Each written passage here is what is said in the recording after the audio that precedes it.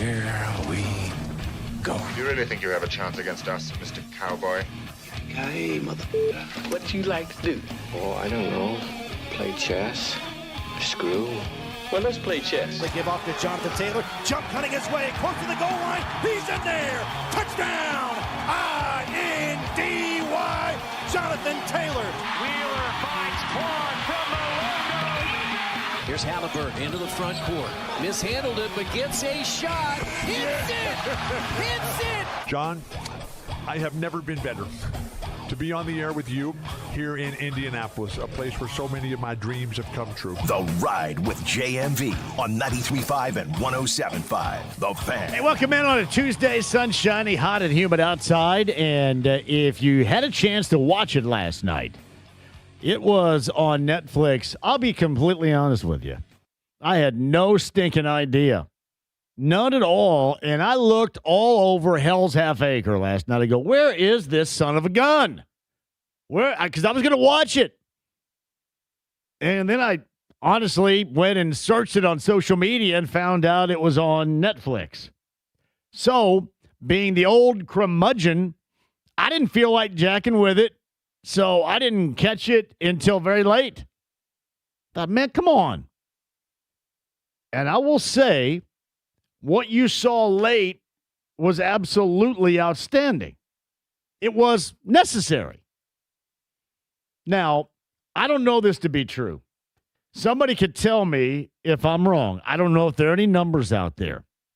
But a night like last night, with an event that really, up until last night, most people look at it as they look at the dunk contest. What more can you do? How much more can possibly happen? Up until last night with the home run derby.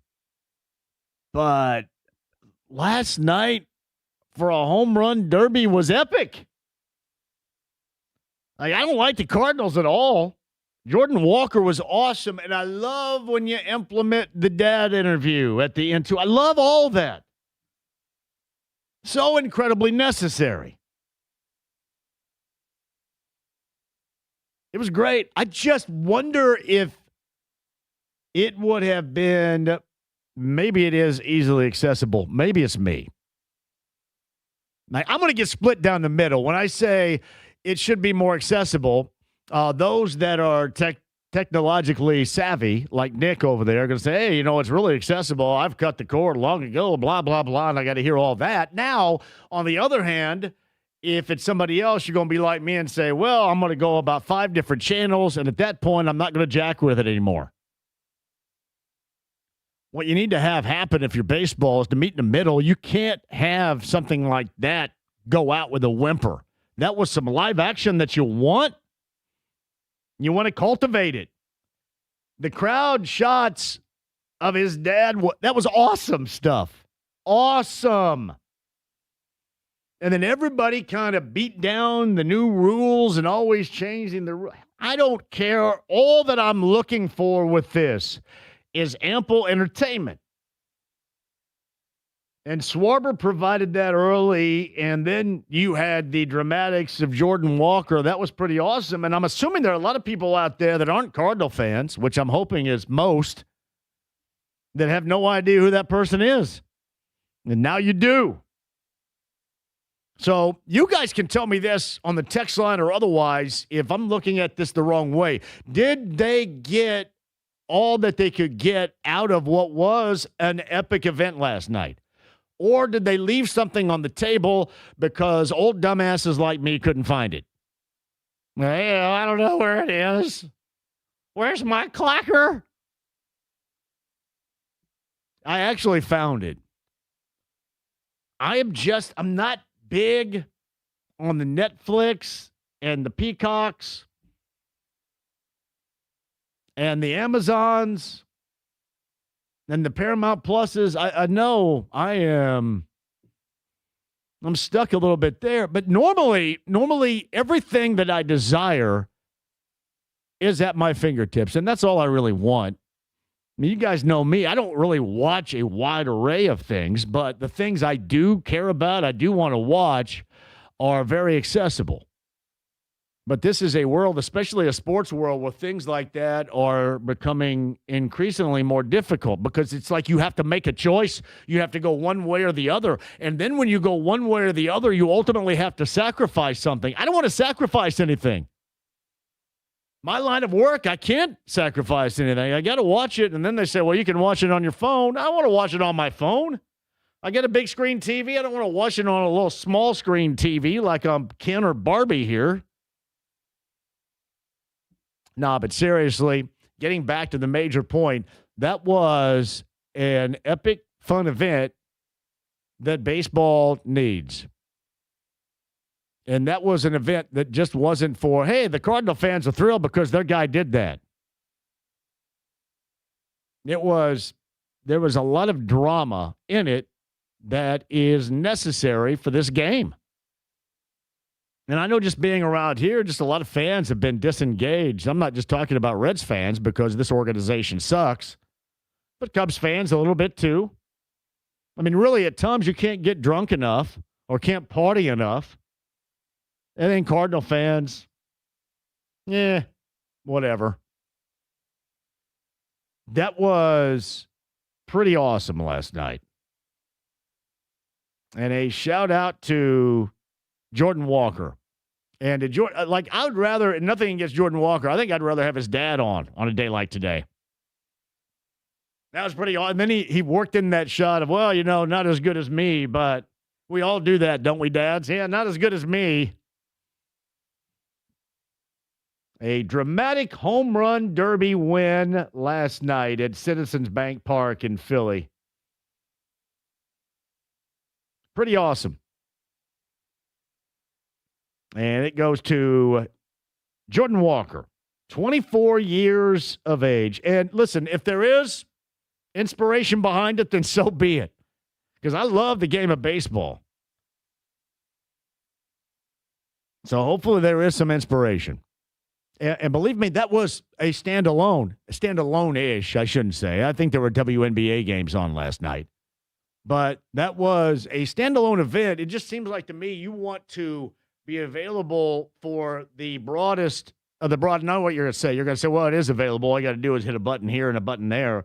But just believe me, in a financial climate, a lot of people, if you don't already have this, are going to say, yeah, I'm not going to pay for anything else. I'm paying for 19 different things the way that it is. I stream more than, the host of this show every single night. It's just endless. And I've got to draw the line someplace. Man, last night was a night that you would want to have on the board if you're Major League Baseball. Because last night indeed did deliver. All right, so I'm John. I'm old. I'm cool as hell, but I'm old.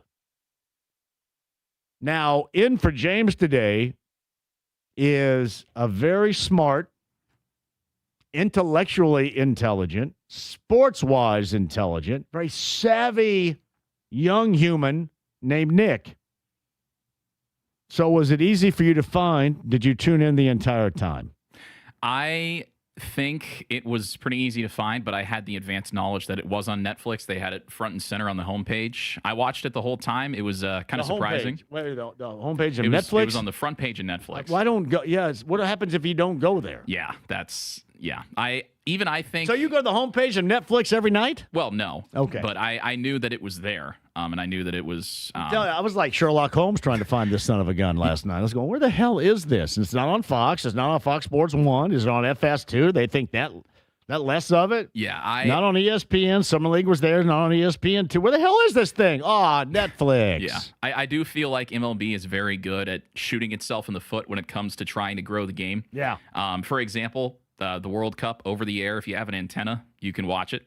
I think that MLB could have done that and made it easier on themselves, especially considering they just signed a big deal with NBC.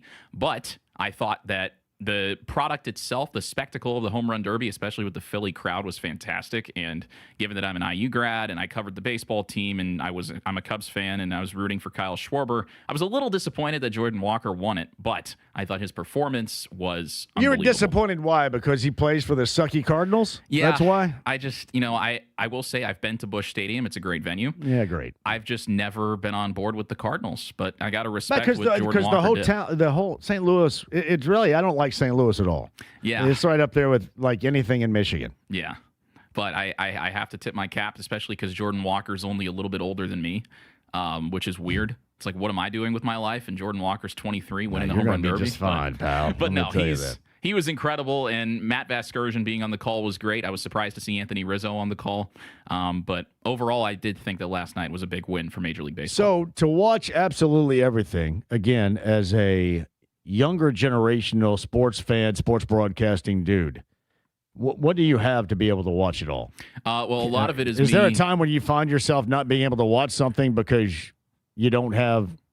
Yeah. That's problematic. Yeah, it is. You can't keep asking. You cannot keep asking everybody to pay for 9,000 different services like this. You just can't do it. I agree. I think as far as, say, IU basketball, they had those games that were Peacock exclusives. Even as a student, if I wasn't covering the games and I didn't have Peacock, I would either just listen to Don Fisher or I'd just follow along with the score while I did something else because it just wasn't worth it to me. See, a lot of people say, well, I'll just go to the bar. I'll go to the restaurant. But I would have to think that the bars and restaurants get a little bit tired of this act, too. Yeah, I mean, it's harder to flip. I think kind of an underrated pitfall of this is that it's harder to flip between games because whereas before you're just switching through channels, now you've got to go to different apps, and that takes more time, and it just feels more disjointed of a viewing experience, I think. How far behind, how slow is that compared to the live action? Like when Walker hit that final home run to win it, how far behind was Netflix in the broadcast? I was actually at my girlfriend's apartment. We were watching it, and her internet was having trouble at times, so it buffered a few times. So I don't know. Maybe we were a couple minutes behind the 8 ball, which is one of the reasons why it's almost a necessity now to just turn on Do Not Disturb whenever you're watching a live sporting event. I can't live in a world where we pay so much for all this technology and have to jackass around with buffering. Can't do it. I agree. I cannot do it. But somebody's going to have to draw a line, and I'm going to give you something else that everybody should think about coming up here, too. We have yet to understand where the Pacers are going to play this year. I have no idea how we're going to be able to get that. We've seen a lot of organizations end up going to local channels. What will the Pacers end up doing? But nobody knows. Nobody knows yet, and I keep asking. Nobody knows. It is essential. You have to be easy. And I know a lot of you are out there going to say this is easy. But to have it all, to see absolutely everything is no longer easy. And listen, the biggest numbnut in the world is me because you know how much I pay for this direct TV. That's like fossilized by now. I think I pay somewhere. I'm getting closer, inching closer, probably to the 300. It's like 2 parking tickets for me here pretty soon if I'm not careful. That is the closest I can get to get everything I want. However, the Pacers now are hanging in the balance because that's a part of it. You know, making sure that I can just go boom and watch the Pacers and watch whatever I need to is incredibly important to me. But they just keep jacking with the fans out there. And one of these days, the fans are going to say, hey, enough is enough. I'm not going to mess with this anymore. Even the younger generation, because I'm assuming the younger generation, you don't have the disposable income behind you yet, like the older generation. That's going to become more difficult for you. I agree. And again, I mean, there are some young people that use these gray market streaming sites, but then you open yourself up to malware and viruses and things like that. And there's also the legal question. And we're not even talking about malware and viruses. I don't even know what the hell that is. But no, it is one of those things where I'm thinking, okay, unless I'm not going to get Netflix just to watch the Home Run Derby or just to watch the NFL games on Christmas. I think there's going to be a point where the leagues get so greedy, people just start tuning out or listening to the radio broadcasts instead, which is something I do a lot because they're much easier to find. And I like listening to games on the radio personally. Well, unfortunately that's a fading breed. And that's all of us right there too. I'm right there with you on it. But it is a fading breed. That is Nick. I am John, the member of the youth, the younger generation with his thoughts. And me, the old fart, along with you guys and my thoughts. Because I'm an old fart, I've been around forever. I know of the legendary voice and the significant loss that I brought up yesterday that I first heard from Jeff Rabjohns, I believe the Sarkis Tarzian company that employed Joe Smith. They were the first to announce his passing. Joe Smith, and I talked to Don a little bit earlier. Don is, I think, playing golf in maybe someplace else, but at some point we are going to have him on. He's out doing something today, but he's going to be back with us. I was talking to Don about that. We talked about Joe all the time because Joe is so legendary at just being Joe. You know how cool it is to be legendary at just being yourself? And Joe Smith was himself. And while he was himself, he carved a path that is generational for so many of us. Meaning, much like Don Fisher, I grew up knowing the voice, recognizing the voice of Joe Smith. And obviously, most of you know Joe Smith because of his IU broadcasting. I knew Joe much more than that. I knew Joe because he was such a huge hub as a part of Monroe County sports. Whether he was doing Bloomington North games or Bloomington South games or maybe an Edgewood game. Being over at the Mustang Corral, hearing that. Or talking about the Gold Cup at the half. Somebody that was firmly invested in sports collegiately at IU that not a lot of us have any knowledge whatsoever. And there was no faking going on. He knew about it. He was Joe Smith, and he was an original. And we have far too few originals like that. And it was so unfortunate to hear his passing yesterday. And to me, it goes back even further than IU athletics, IU basketball, IU football. I remember back in the day when he worked at GCL, the AM, and TTS when that building was located on South Walnut, which used to be across from the Ponderosa and next to the Taco John's, and now is across from the park where people sleep every night. So that is drastically different. But I grew up with that voice. I remember when Joe was at B97 across town in Bloomington doing sports. He did sports at the same time. I want to say that he had a coworker at the time that was also from the IU broadcasting program. If you guys remember this name, Scott Farrell from Farrell on the Bench. And back in 1987, Scott Farrell was either just out of IU or still at IU and doing sports, and Joe Smith was the sports director at B97 at the time. Joe goes back just with such significance because I grew up in and around Bloomington and still love it to this day. It has changed massively. There's no doubt about it, but I still love it. You still go through and you see roots of it that you go, wow, that is still the same, and that is pretty awesome. Joe was an average guy that loved doing radio. I'm an average guy that loves doing radio. We always will have that common thread and that common bond. That is so meaningful to me. That was something I was talking to Don about a little bit earlier today. We all love radio. And it's something that we try to preserve.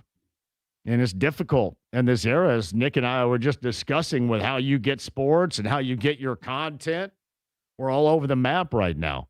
But radio has always been important and remains important to us. And it was, unfortunate to hear the news of the loss of Joe Smith yesterday.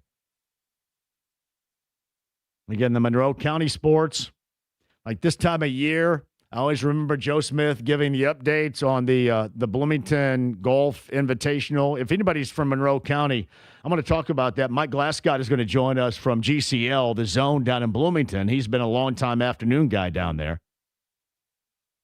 but worked alongside for the better part of 20-plus years with Joe Smith at that station. And this time of year, when they have the Bloomington Open, whether it was just the Golf Open itself or the Senior Open, like I would always hear, like Ike Martin's name is constant down there in golf. Anybody in and around Monroe County or from Bloomington, you know what I'm talking about. You know Big Ike because he was and still is to this day incredibly good at golf.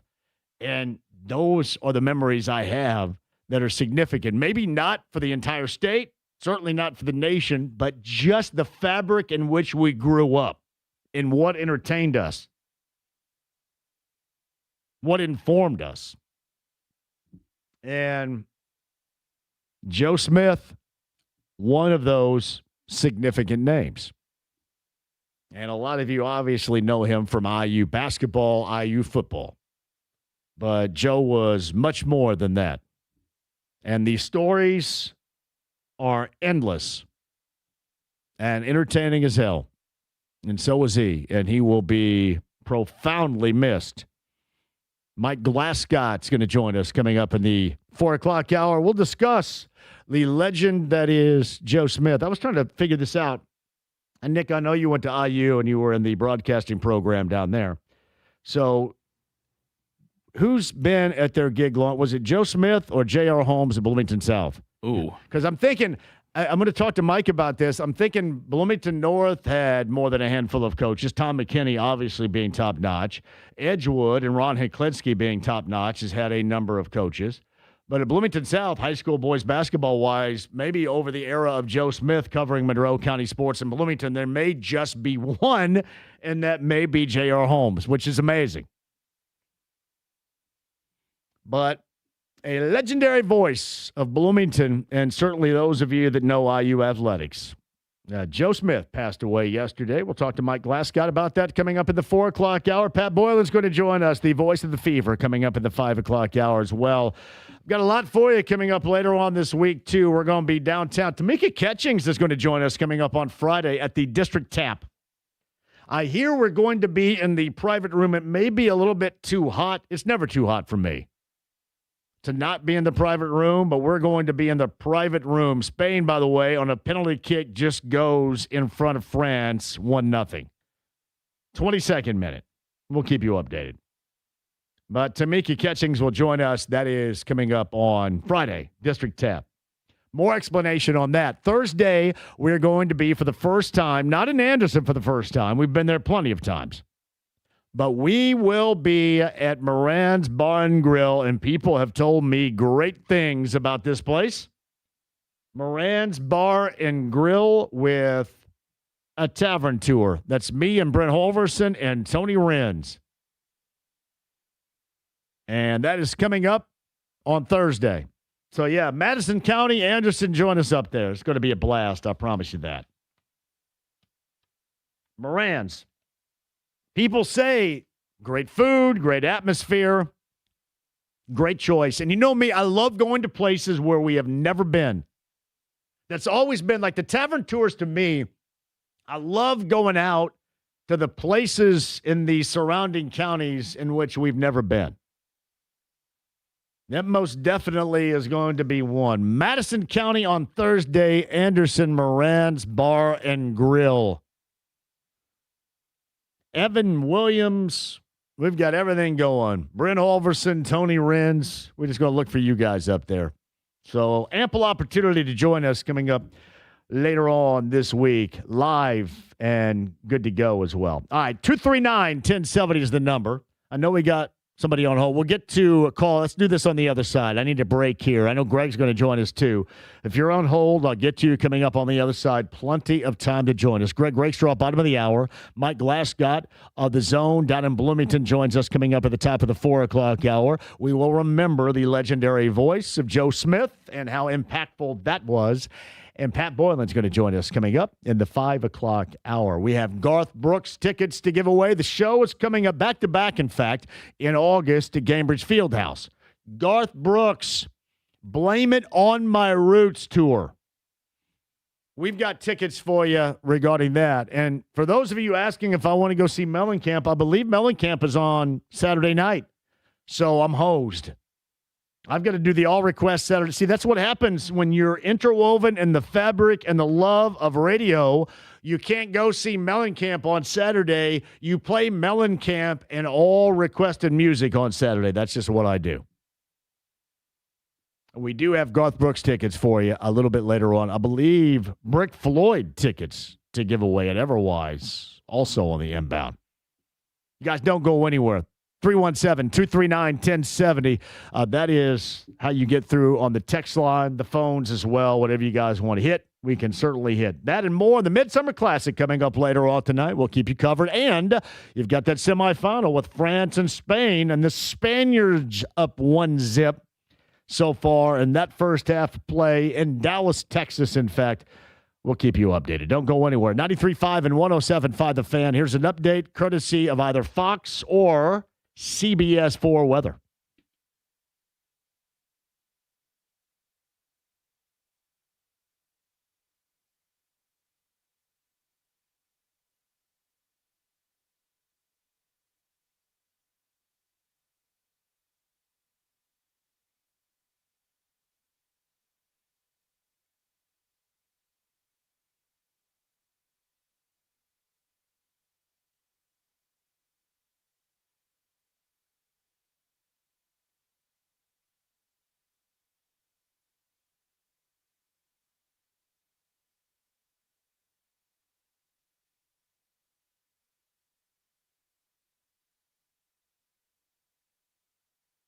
Hey, John here for Connecticut. If you don't have Connecticut water, you do not have the best water. I've given you the testimonial before. This is the absolute best. I live on a well in Morgan County, so can you imagine if I didn't have the great water greatness, the creation of Connecticut, and their incredible equipment that is designed just for me? Yeah, speaking of hosed, major league hosed right there. All of a sudden, I'd probably get right out of the ditch right there. But thanks to Connecticut, it is crisp and clear water into my home. So imagine what they can do for you. That's Connecticut Water Systems. My friend Joe today, Connecticut.com, a no-cost test to find out what is necessary. There's no generic equipment in this. They're going to design something that is specific to your needs. Again, get Joe and that no-cost water test today. Sign up and tell them I sent you. Connecticut.com.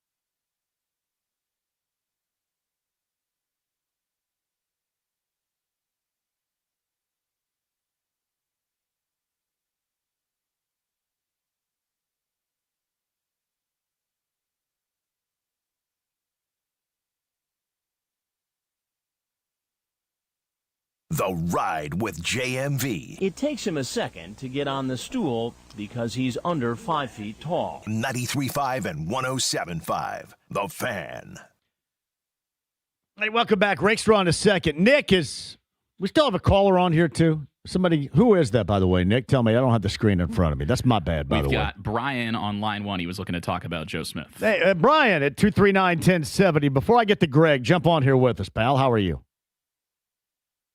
Go ahead, Brian. Very highly of Don Fisher, Joe Smith, and Buck Sir, and all those guys, and Bob Knight and everybody. They were class individuals. He should be in the IU Hall of Fame. It took forever for Max Skirvin to get in, and I believe Joe deserves to be in the IU Hall of Fame. And everything they did for IU and Bloomington and area and stuff were great and very classy individuals. Like I said, I believe Brian. Knight, I believe Joe Smith is in the Bloomington Broadcasting Hall of Fame right now. I don't know about the IU, but I know he's in the Bloomington one. Yeah, he should be in the IU Hall of Fame because, yep. And it's a very sad day, and I'm very touched. I'm sure Don's having trouble dealing with it today too. Yeah. Please send out my condolences to Don about it and stuff. You got Thank it, Brian. you very much, You JD. got it. Thank you for the call, Brian. The passing of Joe Smith. Meantime, of the Andy Moore Automotive Group hotline, Greg Rakestraw joins us. I just explained how meaningful the voice for generations Joe Smith was for me from the time I first discovered radio through obviously the IU broadcasting days and just Monroe County in general. It is a significant voice that we lost yesterday, Greg.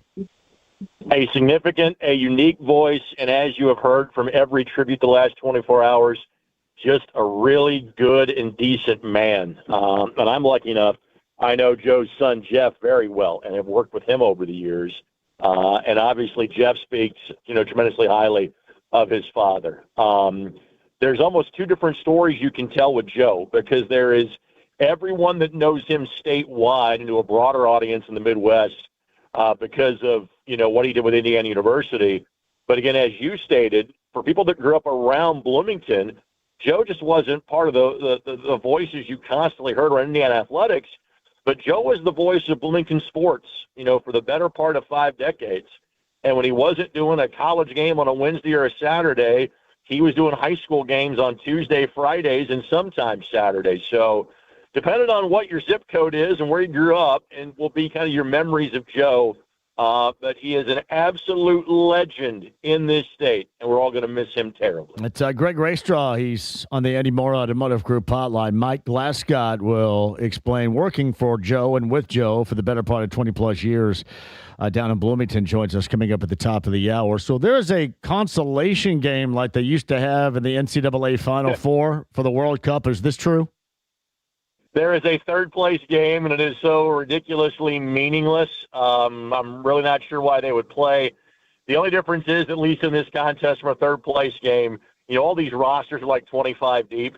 So in theory, you can just kind of play the guys that really haven't gotten a chance to play much over the course of, 5 weeks before most of these guys' primary season kickoff about a month from now. But yes, there is a 1981 Final Four third-place game that will take place on Saturday afternoon. Wow. Who was the third-place champion in 1981? Do you remember? Well, the only reason that stands out to me, and I think it was the last year that it was played. Yeah, it was. Because there was a question about playing it because of the assassination attempt on Ronald Reagan. And so Indiana beat North Carolina in the championship game.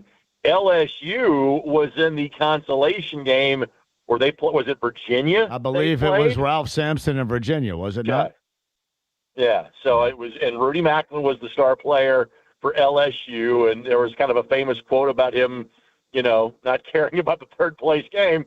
Yes, that was the end of it. And frankly, there's no need for us to be playing a third place game pretty much in anything, but especially in a scenario like the World Cup. The consolation game. So I'm trying to think. You've got Dallas coming up, or right now, I should say, with France and Spain. Yep. And then Argentina and England's in Atlanta. The championships at MetLife and Jersey.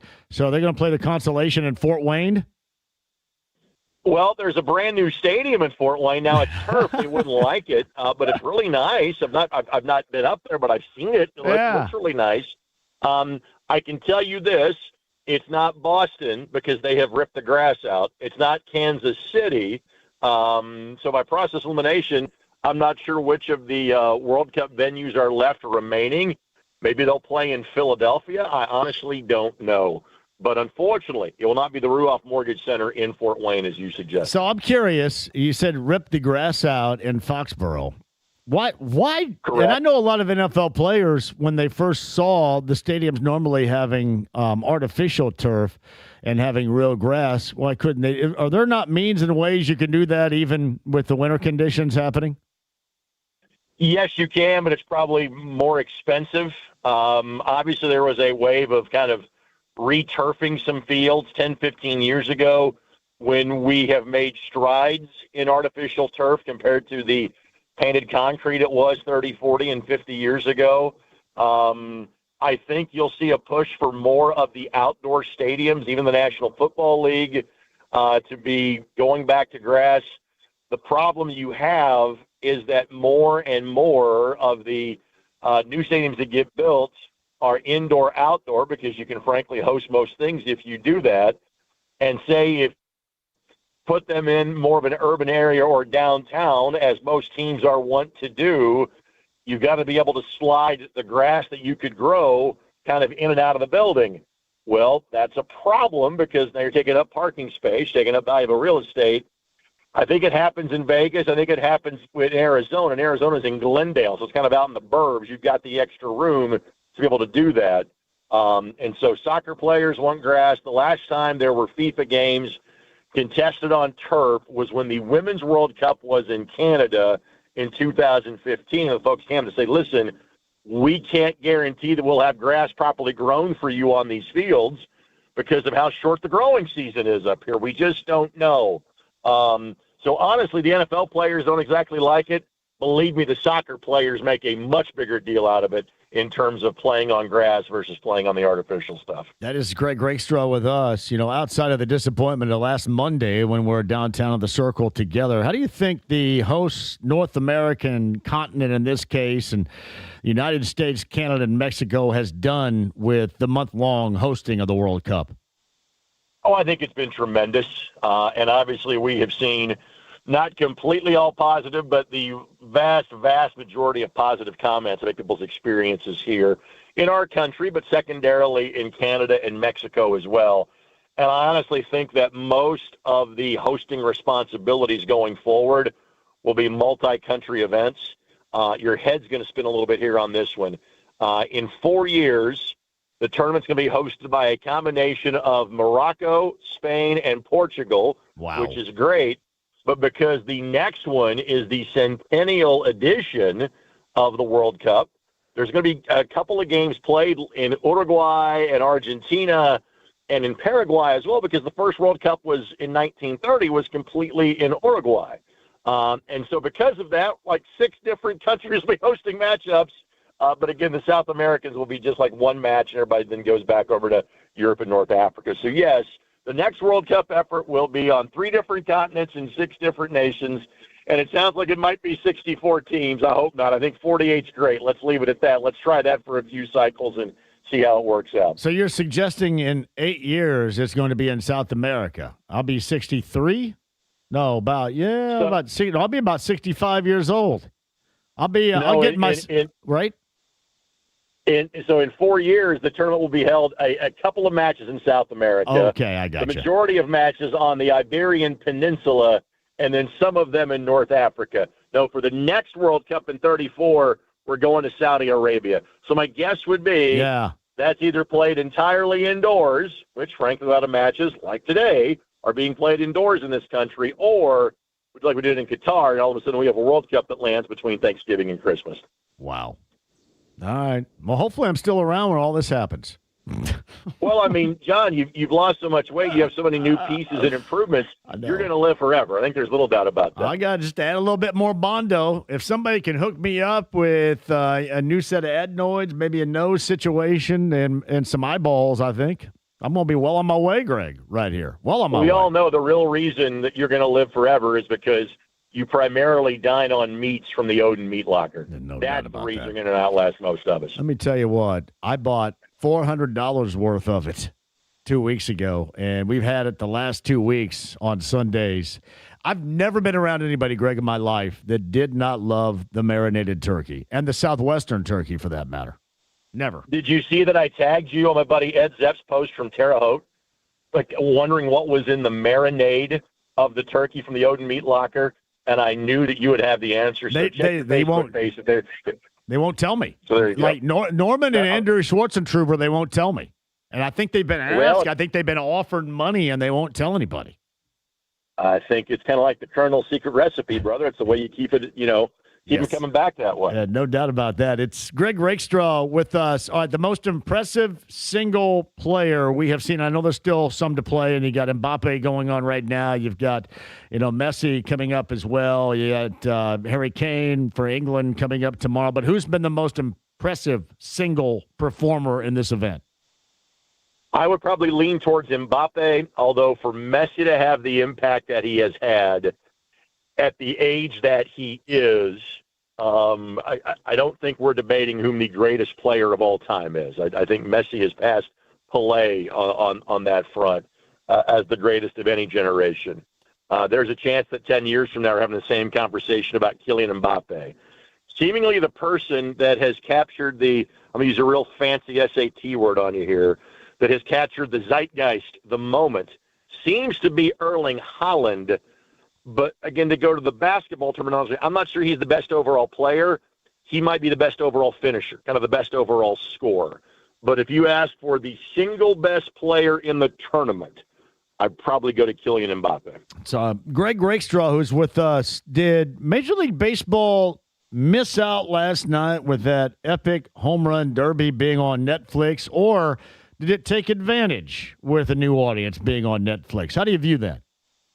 That's a good question because baseball needs to get younger, but I also think that baseball needs to get more everybody.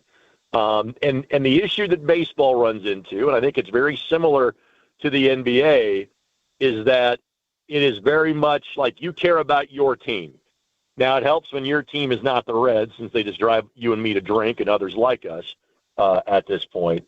But I think people are still passionate about their team. I'm not sure people are passionate about the totality of the sport. And so, like, for example, I didn't watch a single second of the home run derby. But then again, I've not watched much of the home run derby in the last 10 years. So do I think they appeal to a younger audience being on Netflix? Probably. Do I think there's some middle-aged to geezer folks that didn't watch? Because I'd be one of those. Yes. So it's literally, John, probably 6 of one, half dozen the other. Man, it seems like that. Well, no, I thought this was going to be a penalty kick, but it was not. It seems it's weird, right? It seems like to me there have been a lot of penalty kicks in this World Cup that I'm watching right here. Maybe not. Have you seen any inordinate amount of penalty kicks in this particular World Cup experience? I haven't gone back and studied it and compared it to previous World Cups, but I can at least give you some logic as to why that is the case. When you have the access to the VAR that we have now and the technology we have, it is much easier to go back and review them and then point to the spot. Or in the case of the England-Norway match, repeal a penalty that was given. So I would say probably there have been without me looking it up, and that would be the reason why behind it. Greg Rakestraw is on the Andy Moore Automotive Group hotline. What do you got planned this weekend? You doing work? I am working as always. The Indy 11 are in action on the road on Saturday night. It is our first road broadcast of the season at Detroit City. Indy 11 plays at Miami, not Leo Messi's Miami, the other Miami FC. Tomorrow night, I'll have the call of Indy at Detroit, Saturday night, 7 o'clock, which you can see, first match this season of a handful. It'll be on WRTV Channel 6. Well done, Greg. I appreciate you, pal. We'll do it again next week. Keep enjoying the World Cup. Greg Rakestraw on the Andy Moore Automotive Group hotline. JMV, I have the worst streaming service story. AT&T currently has my IP address in Minneapolis, sometimes Louisiana or Texas or Milwaukee. I live in Irvington. I paid for the full season for Reds TV. As you know, Reds TV is only available within boundaries. Indianapolis is in, Minneapolis is not. Somehow the geniuses cannot fix this. I haven't gotten a game in weeks. That is a cutting the cord streaming service horror story, and I hear a lot of them. Sports, Nick, they're making it too damn difficult, man. You cannot make it this difficult. It is way too easy for people to check out nowadays. I've had my qualms with the way MLB handles streaming, and I've had them for a while. It's just, you would think that if you want to grow the game, make the streaming avenue either team specific or league wide accessible to all fans nationwide. Because I know of fans, for example, in Iowa, I think they have 7 or 8 teams that are blacked out, even though they're not in a reasonable distance of any of them. It's ridiculous. Well, we wait to see what the Pacers are going to end up doing. And that's going to be interesting. And a decision has to be coming, maybe not tomorrow or next week, but relatively soon to start the season. All right, top of the hour, Mike Glascott worked for 20-plus years with Joe Smith down at GCL, the Zone now in Bloomington at Sarkis Tarzian Broadcasting. Mike's going to join us and discuss the passing of what is a legendary voice of IU athletics and of Monroe County, just in general sports. If you grew up in and around central or south central Indiana, you know an IU fan, you know of Joe Smith. Passed away yesterday. Mike Glascott, top of the hour, will discuss that. Pat Boylan, voice of the Fever, coming up in the 5 o'clock hour. We have Garth Brooks tickets to give away, too. I'll explain coming up. Stay right there. 93.5, 107.5 The Fan.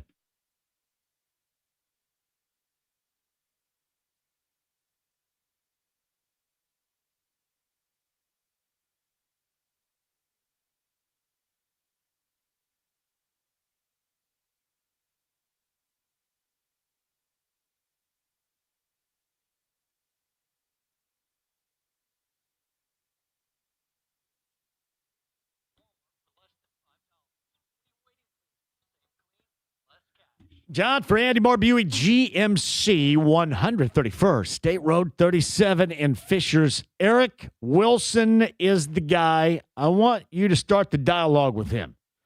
And then with his colleagues that are going to get you in the vehicle of your choice. But I can help direct you. And that is the hottest automaker going right now is that of Buick. And the Buick Enclave is just a spectacular SUV. Everything you need. And maybe what is great about it, in different styles, which means the inventory they have in various styles of this vehicle comes at different price ranges, and something you will find to suit you, your family, and the bank account. You'll get it. Let me direct you to Eric Wilson and Indiana's best. The inventory, the incentives to buy, which will save you money, and the service after the sale, it all encompasses the best car buying experience you've ever been a part of, and that's Andy Moore Buick GMC. Tell Eric Wilson that I sent you today, 131st, State Road 37 in Fishers.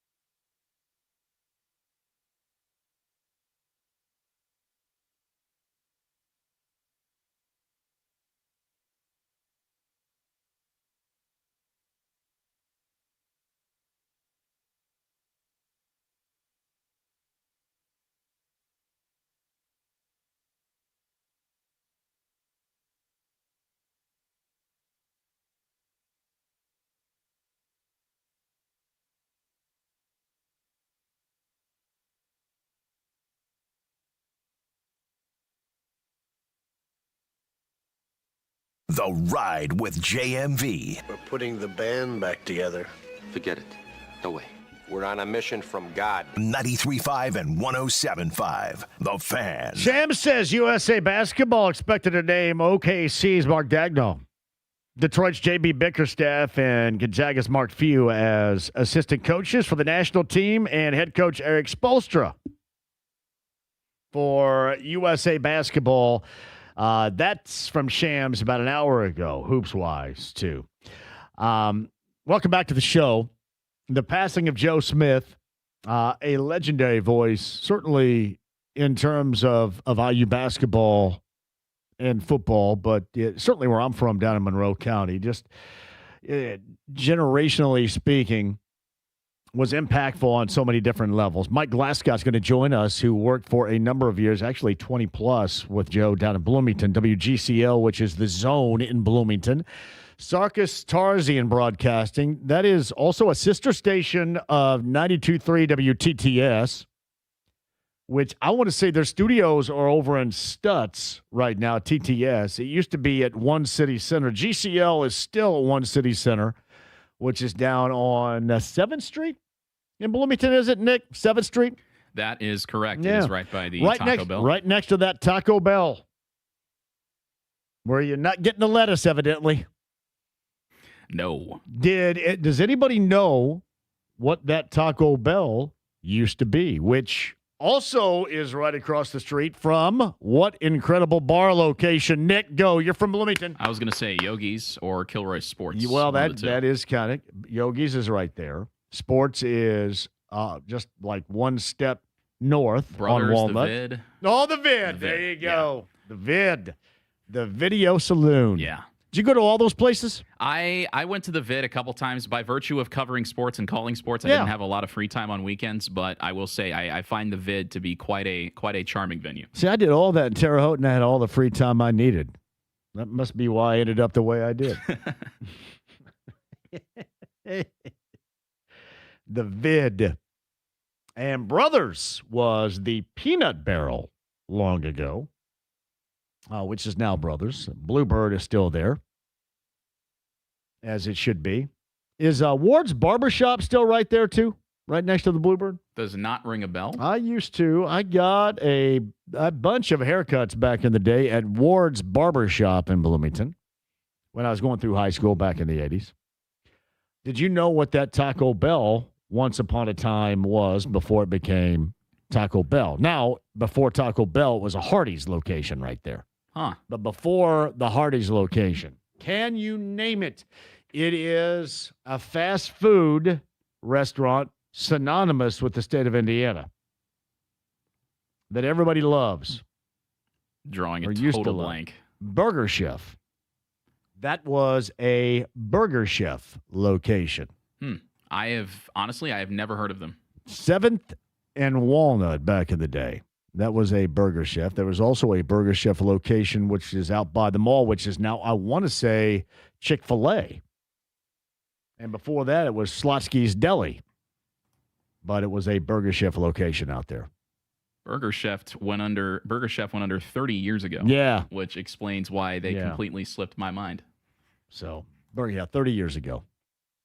But it was a Burger Chef for a number of years, going way. So when they were filming Breaking Away down there, they probably took a break and then went to Burger Chef. True story. Mike Glasgott, that's basically his general vicinity right there. And what used to be the Bloomington parking garage is catty-cornered into One City Center. I don't know. Is that a restaurant and a hotel now, I think, right there? Yes, that sounds that's right. what I thought. Used to be the parking garage. I think there is where still... we'd cruise to the parking garage parking lot back in the day. I think there is still a parking garage there. Oh, it used to be just like 2 levels of parking garage, and that was a part of the cruising strip right there. You'd go through, and the parking garage, that's where the townies would sit, like me. That's where, everybody cruising was basically either from Monroe County or Greene County or Lawrence County or Owen County maybe, but that's where everybody would sit in the back of their trucks. Huh. Right there. See, this is just making me miss Bloomington. Hey, Bloomington, I will always be sincerely in love with Bloomington. There's a lot that has changed, and there are some that has changed for the worst, but you can still go down there and you can go, generationally speaking, back as far as you want. And it's still pretty awesome. I would agree with that. Mike Glascott is of the Zone in Bloomington. The passing of Joe Smith from somebody that worked with Joe Smith for 20-plus years. Mike's going to join us coming up on the other side. Don't go anywhere. 93.5, 107.5 The Fan.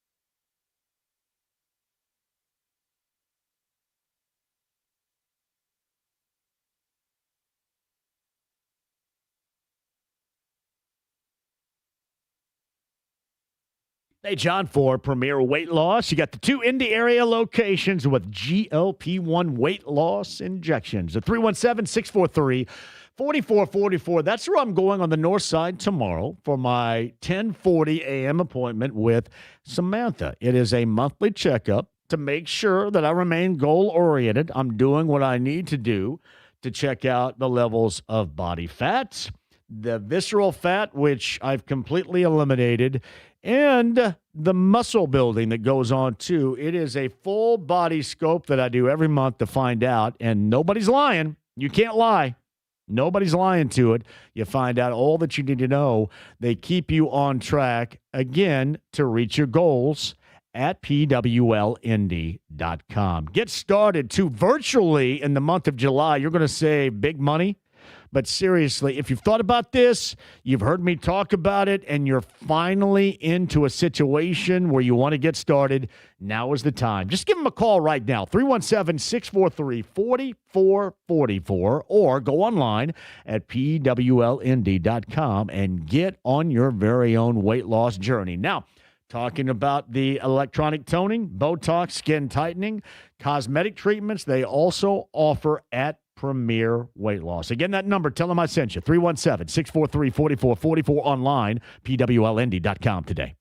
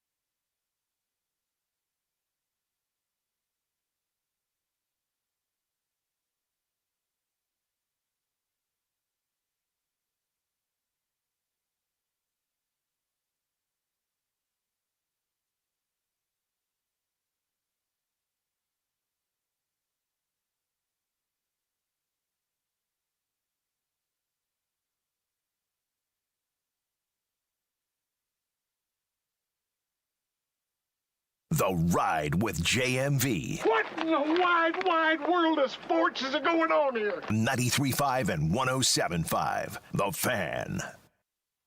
Hey, by the way, I believe that game's tomorrow night, right? Make a note of that, Nick, there. Tomorrow night with the Fever in Golden State. By the way, Gritty, you're right. You haven't heard of the Peanut Barrel in a million years. You know what local musician that is famous, that is synonymous with the Peanut Barrel? Rich Hardesty. It seemed like Rich Hardesty played every single weekend in the day at the Peanut Barrel.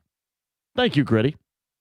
Pat Boylan, less than an hour away, the voice of the Fever. Meantime, at the Andy Moore Automotive Group hotline, and we'll go into the passing of the legendary voice of IU Athletics, of Monroe County, of South Central Indiana, and a friend to everybody he ran into, certainly. And for 20-plus years, our next guest was working alongside him at the Zone down in Bloomington for Sarkis Tarzian Broadcasting. Mike Glasgow joins us now. Hey, Mike, thank you for the time. How are you?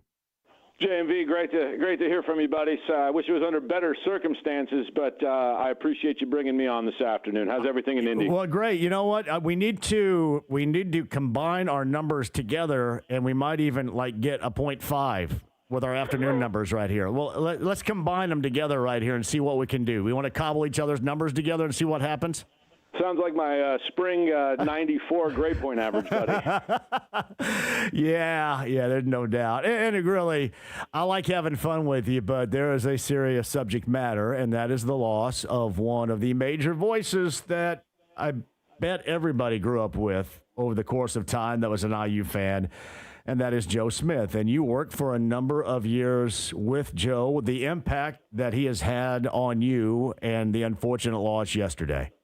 Yeah, and you're right. People, the voice you grew up with, and being a kid from the suburbs up there in Carmel growing up and playing basketball, what did you do when you got in the car on game day and you couldn't believe your coach scheduled practice? Well, you turned the radio on, and there was Joe and Don and the broadcast, and you never grew up thinking you're going to run into the guy or meet the guy, but being in Bloomington for years and being in the restaurant and bar business, you run into some people, and that's how I met Joe originally before I got into radio. In 2002, and then I had a chance to work with him from 2002 until his untimely passing earlier this week. He was like my uncle, which was great. We got along well on the air and off the air. We did Fridays live together, which was always fun. And everywhere you went in Bloomington, if you mentioned Joe Smith or you worked with Joe Smith, everybody knew who you were talking about. That's what kind of profound impact he had. Being with the IU radio network, broadcasting high school baseball, basketball, football games, everybody's brother or dad or uncle. Joe did his games at some point. So, yeah, he was really part of the pillar of our community, especially with the high school side. The Indiana football and basketball is great. That just seems like another world to all of us. But the high school part of this, everywhere you went, every time you mentioned it, somebody wanted to tell you about a story about Joe, and that sounds like what we're doing today, my friend. Just recalling all the great times and the great broadcasts and everything else. Mike Glasgow is the afternoon host at the Zone down in Bloomington, and we're talking the passing of the legendary voice of IU Athletics alongside Don Fisher for so many years, and that of Monroe County, Joe Smith. And when you describe somebody, Mike, as generational, sometimes that can be a bit overblown. But Joe and his voice and what he meant to so many, and I mean so many generations of people out there, sports fans out there, it is really tough to gauge just the impact that he had. And generational, I think that's where you start with him. 100%, JMV, you're right, because kids that are having kids who are in high school now, their dad – Joe was doing their dad's games, or even down the lineage of games like that. I mean, he's been in the 50-odd years. I can't even count that high. And every big game in Bloomington, whether it was the Rex Grossman years or the Jordan Hulls undefeated teams in basketball, or the last state classless champions, I guess that would be one class champions, Glass, Bloomington High School North. He was a part of all that. He was a part of all the history that was going on here in Bloomington, all the while while the Knight era was going on and the Mallory era was going on. Just everywhere you turned, there was Joe Smith. And so it was Monroe County, but it was the whole IU radio network and everywhere you went. And I'm going to talk to his buddies Kit Klingelhofer and Chuck Crabb today as well. The Three Musketeers. That's hard to go anywhere without those guys not being mentioned with the athletics here locally and everything else. But every time we were out and we were hanging out, and someone would say, "Oh, is that Joe Smith over there?" Nobody was better at Joe Smith than Joe Smith, by the way. So somebody would always come up with a story. Oh, I remember when you broadcast my grandson's game. I remember when you did my son's game or my daughter's, whatever it would be. And, I think that's why it hurts as much as it does, JMV, because he did touch so many corners, just not of Monroe County, but the state of Indiana. Yeah, it's Mike Glasgow is with us from down in Bloomington at the Zone. He's got an afternoon show. I have an afternoon show. We get together and talk about the legendary voice and the passing of Joe Smith. You know, the one thing that's constantly, Mike brought up to me, is when he used to be on the IU radio network, and he did the halftime reports, the Gold Cup reports, or interviewed, those involved in swimming or wrestling or lacrosse or, all these sports that weren't basketball or football. People always said, does he really know all the ins and outs of those sports? And what was unique about Joe was he absolutely positively knew the ins and the outs of those sports, which was even more amazing because it wasn't front burner.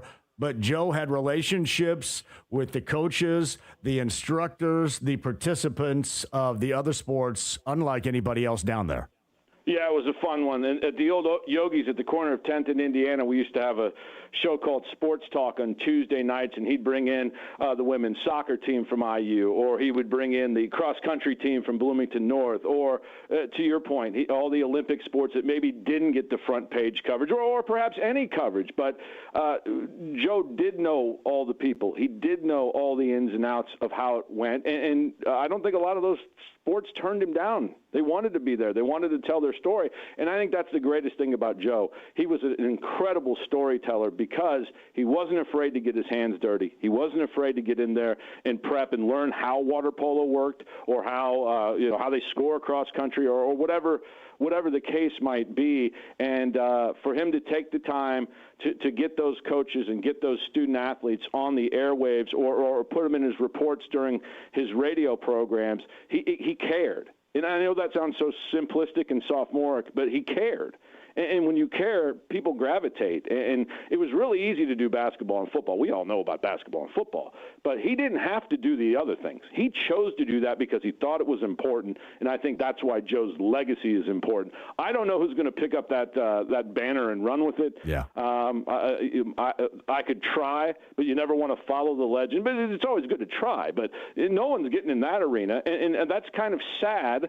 But that just shows the breadth and depth of his talent, his personality, and, of course, a very caring soul, which I think maybe gets lost behind the huff and puff sometimes of us macho broadcasters. There's no doubt about that. Mike Glasgow, again, from the Zone in Bloomington, the afternoon host. That is a Sarkis Tarzian radio station down there that is all sports, doing a fantastic job. You know the familiar name, Kent Sterling, that runs it down there. Brad Holtz is in charge of everything, I believe, and also that of WTTS, which used to be housed down at One City Center in Bloomington, but now is up here. That is also a legendary signal. And Stick, you know what's interesting also to me, you brought this up with the sports and the high school level that Joe covered there. So handfuls of high school basketball coaches at North, at Edgewood, and like one high school basketball coach at Bloomington South for the boys, right? I think that's what's amazing to me. I mean, you span all these different head coaches, and I don't know exactly when Joe started, but I don't think that JR was too far behind starting his gig, if not prior to that at Bloomington South. So he's probably dealt with one high school basketball coach for the boys at Bloomington South in his entire career, right? I think you're right. If not, it was the year after. Or yeah. It's a very tight window, as you mentioned. But, yeah. And Joe always used to joke, it just means I've been around for a long time. Well, yeah, that's exactly right. But Joe is great to me growing into the broadcasting world. I have no formal training in this, as you can tell by our conversation this afternoon. But he could have been, when we started over here in 2002 with my pal Dave Novak, who Joe does, Dave was Joe's color man for basketball and football here for the last 7 or 8 years. Anywho, he could have said, I'm big time. What are you two punks doing here? I'm not listening to you. I don't need, but he wasn't. He's like, what do you need help with? How do you do this? What do you want me to help you? He didn't have to do any of that. He could have just said, hey, these are part-time hacks. I got things to do, but he wasn't. We all ended up being close friends off the court, so to speak, and would go to games and have some fun outside the radio ranch. And again, that just goes to a big heart of his, along with big talent and the big voice that everybody knows. Now, you knew him very well, Mike, so I'm assuming you knew of the Shack by the Tracks, correct? Correct. Yes, that's and that was followed by the Chalet, which was the final. But yes, Joe he was a really funny guy. Yeah. But he loved, you know what he loved? He loved the horses. He loved the Reds. He loved talking about IU stuff. But he loved his family. He loved Jamie and Jeff, and all the grandkids that go along with that. And he couldn't wait to tell me who hit a home run. He couldn't tell me whose dance recital he was going to. He couldn't wait to tell me about who was doing what in school. And again, that just made him a well-rounded guy. He'd never turned down any action, whether it was the horses or golf or anything else. And nobody was more frustrated at the Reds this spring than Joe Smith. Yeah, well, that would make two of us right there. There's no doubt. And I also on the bus. Mike, I remember Joe. He's worked so many years, with you guys with Sarkistarzian down there, but he spent I don't know how many years over. And I think it was the Angotti regime over at B97, but it may have been the Bill C. Brown regime even prior to that. He spent, like my late high school years, he was at B97 in Bloomington doing stuff. Yeah, it was a couple years separation or a timeout, whatever you want to call it. But yeah, started here, went there, then came back and has been here, was with us ever since. So we were blessed to have almost 50 years, I believe, is what the total was. So people always ask me, how old's Joe Smith? I'm not real sure. How long have you been in the business? Forever. That's the fun part of it. But yes, he will sorely be missed, but he did. He covered, again, as you mentioned, multiple radio stations here. He was on television, of course, doing the coaches' shows. A lot of stories from that are not suitable for radio, as I bet you could imagine. But you can, yeah. Mike, you know what? Also, every time I think about Joe and I think about local sports, I think about how many times he mentioned the name Ike Martin for winning at Cascades, the men's Summertime Open title, like 9,000 times. It was always like three different dudes, and one was always Big Ike Martin from Cascade, always winning that. And that's just the profound memories I have that he created on the radio for me, even before I got into this, that have stuck with me forever. That's impactful to me. I think you're right. And Ike Martin, I believe, is in the semifinals of the city tournament this week. And he's about 170 years old, too, which is amazing. Ike had a major health scare here recently. It's good to know that he's back playing golf. No doubt about that. He's legendary, too, yes. Absolutely, but that's the whole point. Joe didn't have to get involved with the city golf. He didn't have to get involved. He was a big softball player in town, as everybody knows, and he just. Sometimes when you say somebody's fingers are in the pie everywhere, it's more negative. Not with Joe. Joe was involved in so many things. He loved what was going down at the Speedway. He loved what was happening in the Parks and Rec here. But he didn't have to. And I think that's the biggest part of it. Everybody, if you're on the radio network, you're working with Don Fisher and you're doing Indiana basketball and Indiana football, you didn't have to do all this other stuff, and he did. And that was the profound effect on me, where he didn't mail it in. He didn't just read the score and move on. He knew the players, the coaches, everything else, and he didn't have to. He was always prepared. I have a mountain of papers in my studio right now, a mountain. Remember we were going to go to the paperless office back there 100 years ago? No, that didn't happen with Smitty, so there's a forest somewhere that is happy. But Joe always was prepared, and that's what he taught me in broadcasting. You'll never fall down if you've got plenty of stuff. and know what's going on. So an incredible teacher, a great friend on the air. We love doing radio together, and we love having a beer and watching little ponies and watching the Reds every now and again as that went on. So tons of great memories, and the loss will be felt, especially when we get to our first high school football game of the season, because that was his bread and butter. When he retired from IU, the one thing he did not retire from doing, high school football and high school basketball. That might have been his true love in sports. I just think about him in these terms. By the way, he rode dot matrix printing all the way to the very end, which was admirable.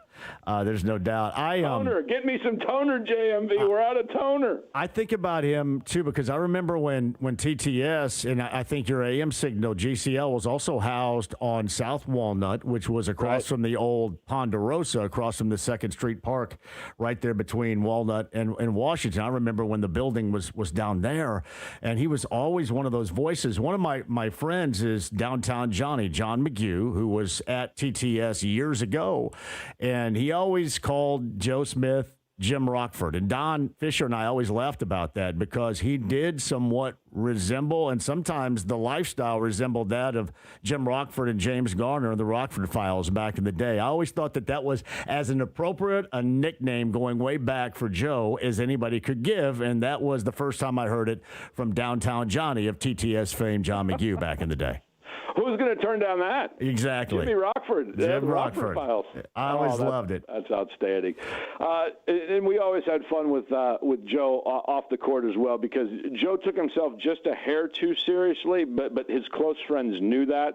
And when you could get him a little hot under the collar, in a good way, it was good to see that he wasn't some fake, radio guy just with a great voice, that he was a human being. And again, the stories we can't tell on the air are just as good as the ones we can. But those are some of the best memories that I'll have with him as well, when we'll get a little heated about golf talk or things going on. He was always real. And I think that's the word that will stick with me as long as I remember him. It's like talking about the Indiana Hoosiers last year, 16-0 national champions. Every time I talk about Joe, it's going to be real. And because Smitty was real, he wore his heart on his sleeve. He did it the right way. He never mailed it in, and I'm proud to call him a friend. That's for sure. It's Mike Glascott of GCL. That's the Zone down in Bloomington. He has the afternoon show. That is the sports station run by Kent Sterling. Brett Holtz is also down there as well. They do a tremendous job with the Sarkis-Tarzian properties down there. Just a great deal of respect for what you guys continue to do, and know this. Everybody that listens to me they know how much I love Bloomington, and I grew up around Bloomington, and I remember Bloomington growing up and how much I loved it, and some has changed, but some has stayed the same, and that's the unfortunate part about this is he was a part that exits now because he was a part of it being the same. And a part of what we all enjoyed and loved and what we remember about the great times. And that's going to be lost, but the memories that we get to talk about with Joe, whether it was IU or Monroe County sports or just kind of joking around, being at the Crazy Horse or at Yogi's and having a cold one, those memories will always be there, and that makes it even extra special.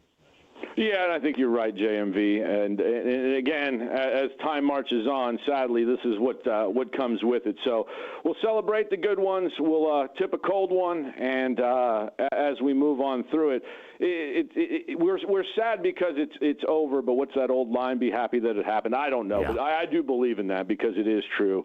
Joe brought so much happiness to student athletes in the Olympic sports, along with the biggest of the big, Indiana basketball and Indiana football, and to be able to touch all of that, to be able to, what are we saying, to cross that off on your bingo card or whatever, right? And he got to do that. So we are disappointed and sad that it is over, but tremendously blessed to be part of his radio life and outside life as well. That is Mike Glascott. The afternoons down at the Zone in Bloomington, again, a part of Sarkis-Tarzian. And Kent Sterling, you know him very well, runs those stations, or runs that station, I should say. And Brad Holtz runs TTS at all the stations. A former voice, and sometimes Brad jumps on, right? Did you say still? Maybe in the morning's a little over easy, perhaps. Gotcha. If he's not chasing around his. If somebody rolls an old school Indigo Girls song, then Brad Holtz is back behind the microphone, probably right there. JMV, you're the best, my man. Hey, tell everybody I said hello, and I'm sorry we had you on here under these circumstances, but I felt that you were of high level. I talked to our mutual friend Greg about it. I thought you would be perfect to have on today to discuss the legend that is Joe Smith, because you were so close to him for so many years. Mike, I appreciate you, pal. Thanks, JMV. Great to be on again. I can't thank you enough for your care and concern as well, and a big shout-out to all your listeners. Keep up the great work, buddy. Thank you, bud. See ya. It's a Mike Glasgow right there on the Andy Moore Automotive Group hotline. The Zone in Bloomington. Yeah, he was, like Don Fisher will always be for me. Those were the early stages, the starts. One of the reasons why I love radio, love doing this, will go down swinging in radio. I guarantee you that. When I say just say no to half-ass radio, I think you know I mean it, because I dedicate my existence, even when I suck, which is like 95% of the time, but I dedicate my existence to it because I love it. And the fabric of loving it would be because of voices like my friend Don Fisher and voices like the late Joe Smith. Sadly gone, but never forgotten. Joe Smith. That's Mike Glasgow on the Andy Moore Automotive Group hotline. Quick break, we'll come back. Pat Boylan's going to join us, the voice of the Fever, coming up for the 5 o'clock hour. Garth Brooks tickets as well. Hey, don't go anywhere. 93.5 and 107.5, The Fan. Good evening. We'll stay warm and humid tonight, down to 7.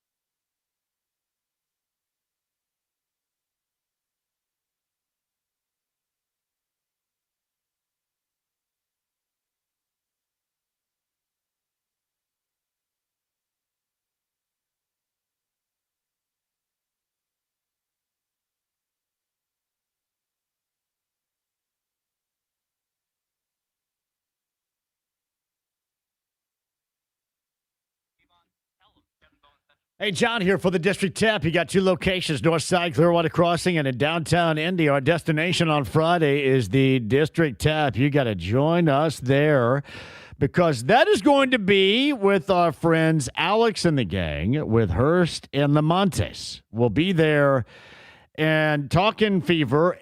Tamika Catchings will join us there as well. That's on Friday at the District Tap. Same old kind of thing here, too, which is awesome. Damn good food, happy hour specials, and more.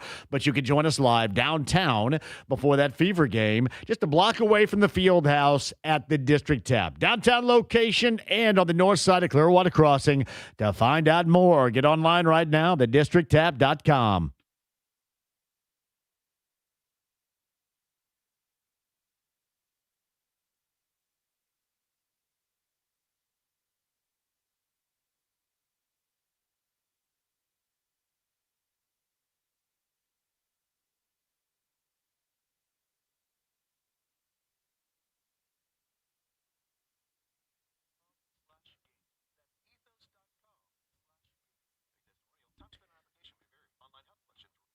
I've got a true story for you. The water without Connecticut for me would be an absolute disaster. It just would. A well? Are you kidding me? It's like Little House on the Prairie out there where I live right here. But thanks to Connecticut and Joe and the gang and Connecticut Water Systems, I have elite level water. Exactly what is necessary right now. And where I started, a no-cost test. You can too with Joe and my friends at Connecticut. Just sign up right now at Connecticut.com. Now, best part about this is they're going to customize something to fit your water situation to give you the best water absolutely possible. No generic parts. This is all the real deal that will give you the best water for drinking, bathing, washing your clothes. It is Connecticut Water Systems. Ask for Joe and make sure they get out to your place to give you that free water test today. Check it out and get your appointment on the books. Do it right now. Connecticut.com.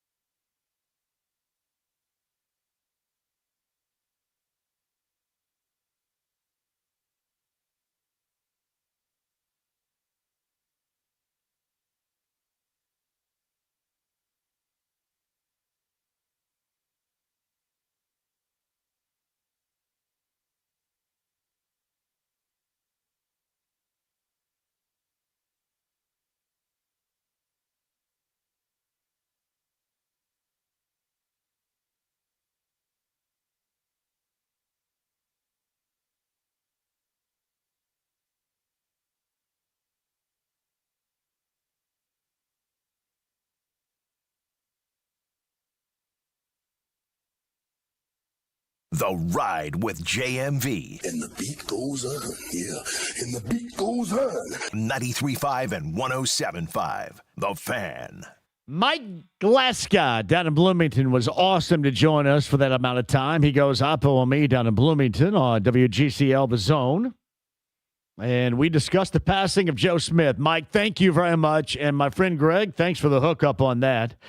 Mike has worked 20-plus years with the late Joe Smith, and that was a tremendous angle right there. The podcast at 1075thefan.com. 2-zip right now. Spain approaching the 70th minute in the semifinals of the FIFA World Cup 2026 against France. Maybe it's just me. Does this make me a hillbilly? And I know a lot of things do because I am. But does this make me even more of a hillbilly?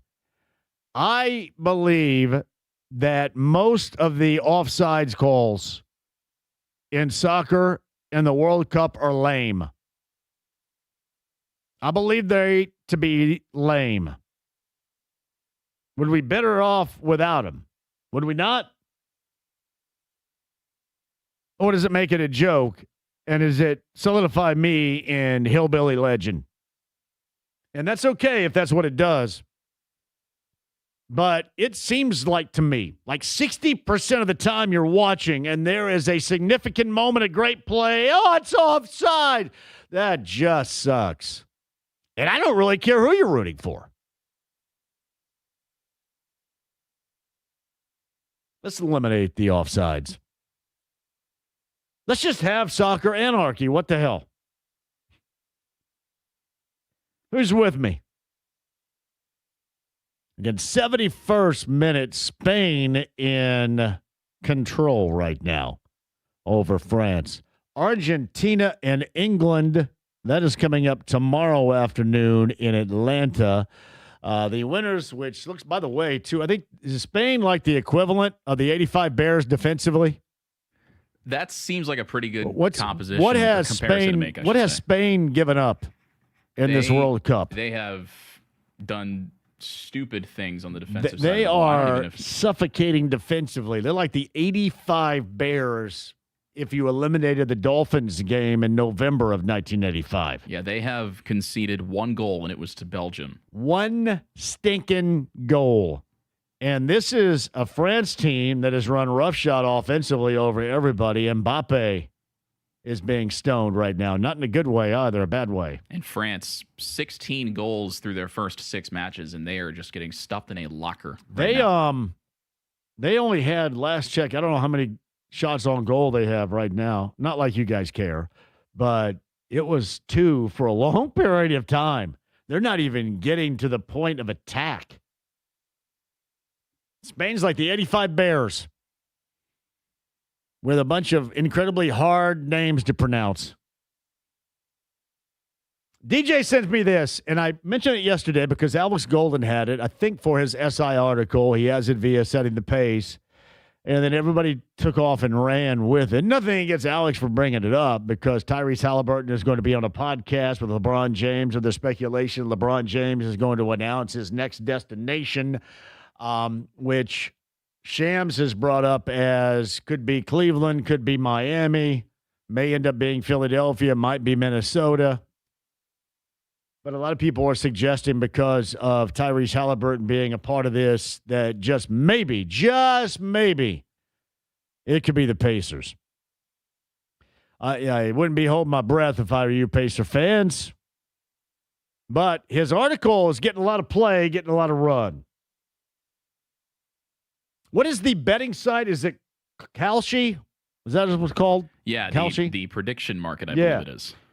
They took and ran with it too. And then Full Court Press, the Pacers could emerge as a surprise LeBron James destination with his close relationship with Tyrese Halliburton and their win-ready now roster per Alex Golden. I don't know if Alex Golden was completely suggesting it as it sounds right there, but he wrote about it, so give him credit. And he's getting a lot of love out of it right now. That's true.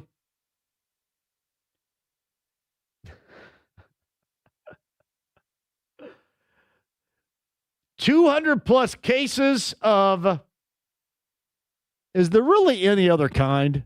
Where are we in a world right now, Nick, where we designate levels of diarrhea? Now, I think like I don't know about anybody else, but I just always felt that any form of diarrhea is explosive. Is there one that's more than others? Is there like a minor, like a kind of half-assed diarrhea explosion, or it just seems like they're all explosive? I'll admit I've never really considered that. When do we come up with levels of diarrhea here? Well, it was all the same. Well, we're all on the same page. One universal level of it. It's all sensationalism, in my opinion. 200 plus cases of, quote, explosive diarrhea illness recorded in Indiana. More expected. Why is everybody getting this explosive diarrhea? Do we know? If I was an epidemiologist or a microbiologist, I would probably not be sitting in this studio right now. No doubt. Well, I don't know. If you got 200 plus cases of you need to go to the hospital for this if it's explosive. Is it like a sawed-off shotgun of diarrhea? So I would guess that these 200 plus people cannot. You can't be walking around without a diaper or something on, can you? C. Fitch is suggesting that maybe these 200 plus listeners are listening to me. I just didn't know that there were different levels of this. I thought it was all just kind of the same. You learn something new, I guess, about this every single day. Yeah, and getting back to answer the DJ question a moment ago, yeah, the LeBron James stuff, he would probably have to get paid like $1.50. That would be the ultimate coming in on the incredible cheap. The ultimate. I said this yesterday about it. It would be great. And before you go, hey, well, you just, what are you talking about? No, it'd be great in terms of this guy believes this is not going to happen. And he may believe in it anyway. But this guy believes in this team and this core. And there are a lot of folks around here that simply put don't believe in it right now. You don't buy it. Now, part of it is you haven't seen it. And you went through a 19-win season where it's kind of out of sight, out of mind. The other part about it is you look at it and all these changes, certainly in the Eastern Conference and the landscape of the NBA, and you're going, hey, all these changes, these are for the better. Oh, now the competition is really going to ramp up. And, the other part about it is you just kind of look at the whole running it back theory around here in terms of the Colts and bringing it up with the terminology that equates to the Colts in the past, and you don't buy that for a second. You were worn out on anything that was entitled to running it back. Hey, we're going to run it back. We believe in the product. And that really kind of is. That also could be described as explosive diarrhea. The term running it back.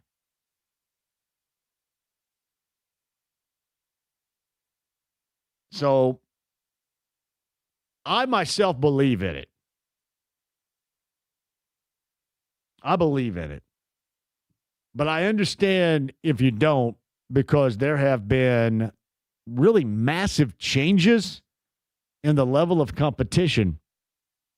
And then you look at what the Knicks were able to accomplish. But I do have to remind you, when the Knicks were unable to accomplish that feat, they were knocked out by what the Pacers did to them in back-to-back years. Now, you can look at me directionally speaking with the belief in the Pacer team is this. I think after 2 years, there's going to be trouble. At least I don't know where this is going in year number 3. So you have to take advantage of the next 2 years without a doubt. But I do believe in it. But I don't. I'm not. It's not lost on me. Giannis going to Miami. Jaylen Brown going to Philly.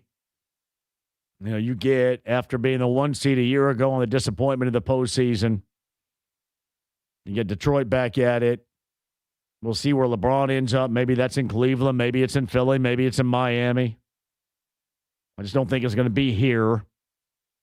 The Knicks rebooting. Boston obviously lost a great deal with Jaylen Brown. They'll probably find a way to still be ultra competitive, I would imagine. Upstart Atlanta. A lot has been made about Trae Young and Anthony Davis, but these guys are going to have to stay healthy for about 5 minutes. That's Washington. So we shall see. And Charlotte was like the surprise team. Orlando had some moments, changed coaches. But I am still a firm believer. Pat Boylan, the voice of the Fever, is going to join us coming up at the top of the hour. I saw Jack Adams. Is this true? Jack Adams sent me this a little bit earlier. Alec Pierce is on the side now of Lucas Oil Stadium. Yeah, I think Kevin Bowen snapped a picture and posted that earlier today. He replaced Kenny Moore up there. Yeah. Well, I'm going to give – that's great with Kevin Bowen, but my man Jack sent this to me earlier. Give Jack Adams credit. Credit where credit's due. And Kevin drove down there to snap a photograph of it. Nerd. Us cathedral grads have to stick together. You guys are nerds. Health officials are tracking a growing outbreak of the parasitic stomach illness. You may need to help me out here, cathedral grad. Cycloproasis. That sounds familiar. Is it cycloproasis? That would gives me cyclosporiasis. Oh, really? I want to go with cycloproasis. That sounds more effective here. Cycloproasis with confirmed cases now reported in 31 states. Since May, the CDC has confirmed 800 cases, while more than 1,500 additional cases remain under investigation. So far, 86 people have, what is this? Have what? Hopefully not passed away to diarrhea. I want to hear that. Have been hospitalized. No deaths. That's good. The CDC says the hallmark symptom is this okay for me to read on the radio about diarrhea? I'd consider it a gray area or maybe a brown area. Watery, often explosive diarrhea, which this is like the term I've never heard. It's always been about the same to me, but this is a different level. Yeah, explosive. So it's true. Officials believe it may be linked to fresh produce, including lettuce, basil, cilantro, and snow peas. So you know. That's what we're talking about there. Thank you, guys. Hey, quick break. I mentioned Pat Boylan, top of the hour. Did I mention Garth Brooks tickets coming up? Hey, check this out, too. We have Brick Floyd tickets. That's it. Everwise Amphitheater, right? That is correct. All Wednesday, right. July 29th, Britt Floyd, the world's #1 touring Pink Floyd tribute band. I don't think we gave those away yesterday. Let's do a pair right here. Let's do it. On the phones at number 8, 239-1070, Brick Floyd. If you love Pink Floyd, back in the day, I saw Pink Floyd, the then RCA Dome. Pink Floyd, the Division Bell Tour. It was pretty awesome. I was not a big Pink Floyd fan either. All of a sudden, boom, there I am. All right, number 8, 239-1070, Brick Floyd, Everwise Amphitheater. Number 8 is going to get selected by Nick, and you're going to go. Pat Boylan, top of the hour. Stay right there. Garth Brooks tickets on the way, too. 93.5, 107.5 The Fan.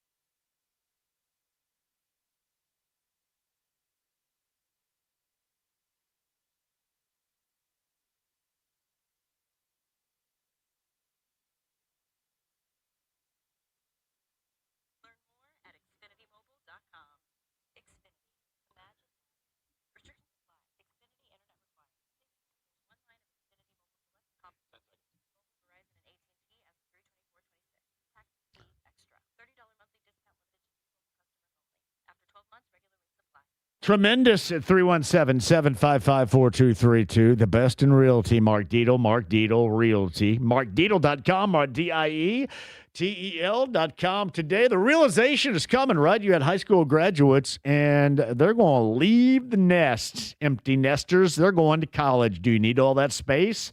Are you thinking about doing something about it? Motivated to do something about it right now? Well, Mark Dietel is the best choice to move forward if that is your thought. Now, it could be the other side. Maybe you're growing your family. You've realized that you need more space.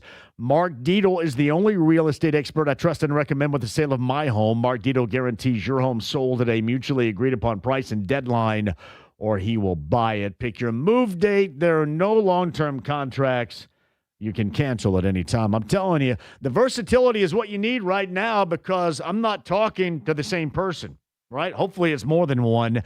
But if it is, you probably have different designs on what you need, where you want to live, how much space you need. Mark Dietel is the best at making sure you're satisfied with that in mind. 317-755-4232. Write that number down if you need it now or if you need it later. MarkDietel.com or DIETEL.com today.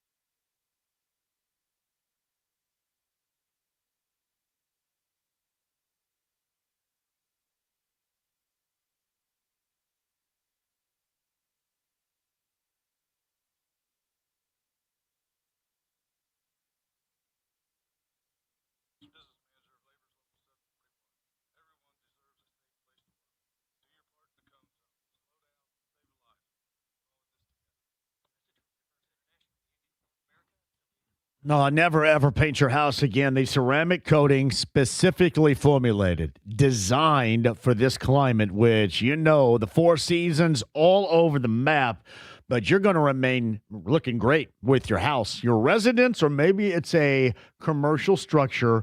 It is the protection you're going to get from Rhino Shield. That ceramic coating in virtually any color imaginable, and it comes with a 25-year transferable warranty. Here's what I want you to do. If you're sick and tired of having to mess with painting your house, if it needs it again, go Rhino Shield with that guaranteed protection. Call 888-RHINO-41, mention my name, tell them I sent you, 15% off the regular price of Rhino Shield right here and right now at 888-RHINO-41. 15% off the regular price of the guaranteed protection of Rhino Shield if you mention my name. Residential and commercial, don't paint, no vinyl, go Rhino and never paint your house again. That's Rhino Shield.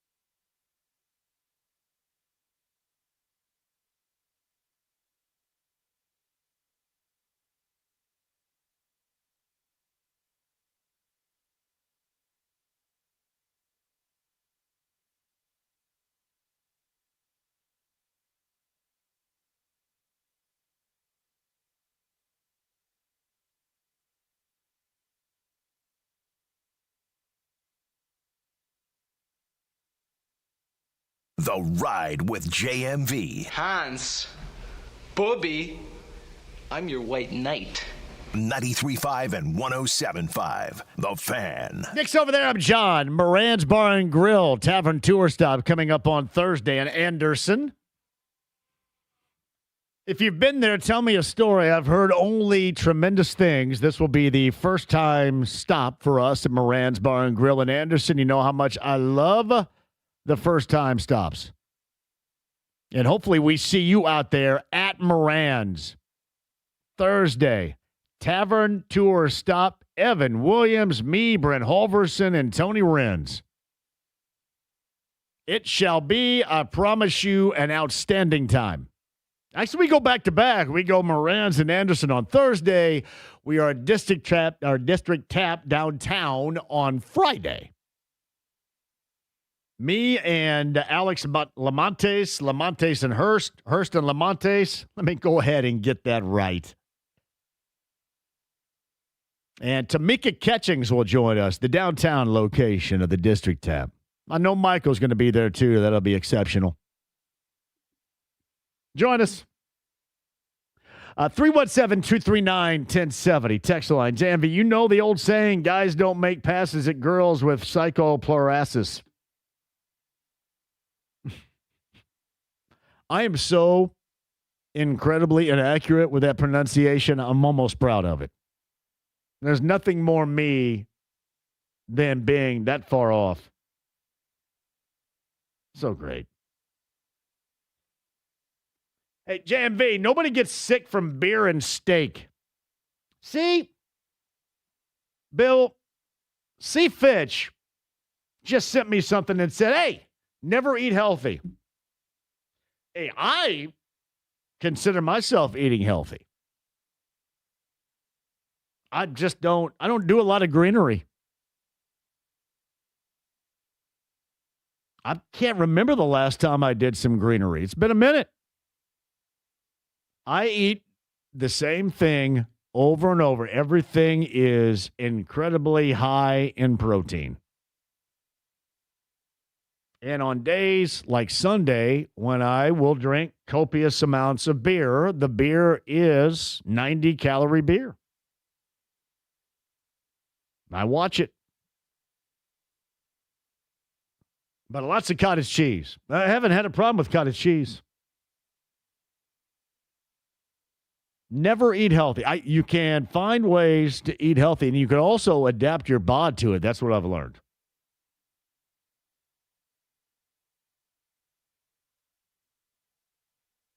Yeah, thank you guys for the updates. So, is Daniel Jones not going to go up on the side of the building? Don't you have to put a quarterback up there? Just at least for a minute.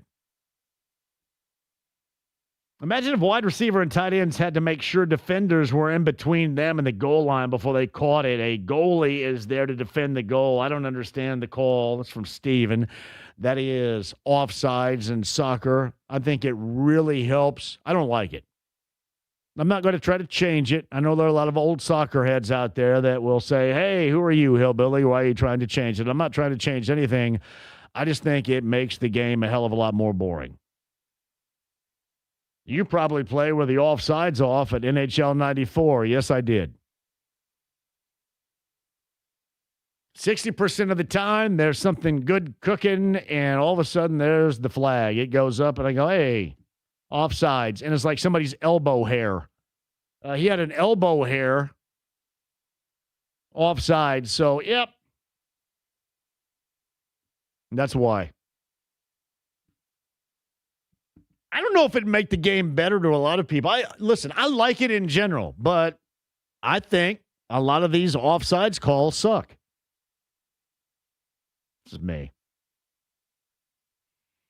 Jeremiah Wheatley says the last time he did greenery was in college, right? I used to be a big time salad and lettuce eater. I have not had a salad. Like, I've lost 80 pounds, and there has not been one salad eaten during this 2-year window. Not one. I'm done with it. I don't know why. Just that way, I guess. It is all cottage cheese all the time. A lot of tuna.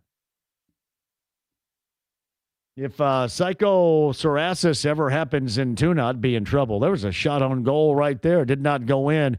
About 3 minutes remaining in Spain right now. I wouldn't say on cruise control because they continue to do what they've done this entire tournament. That is defend at an exceptionally high level. The French fans are crying right now. Down 2-0 to Spain.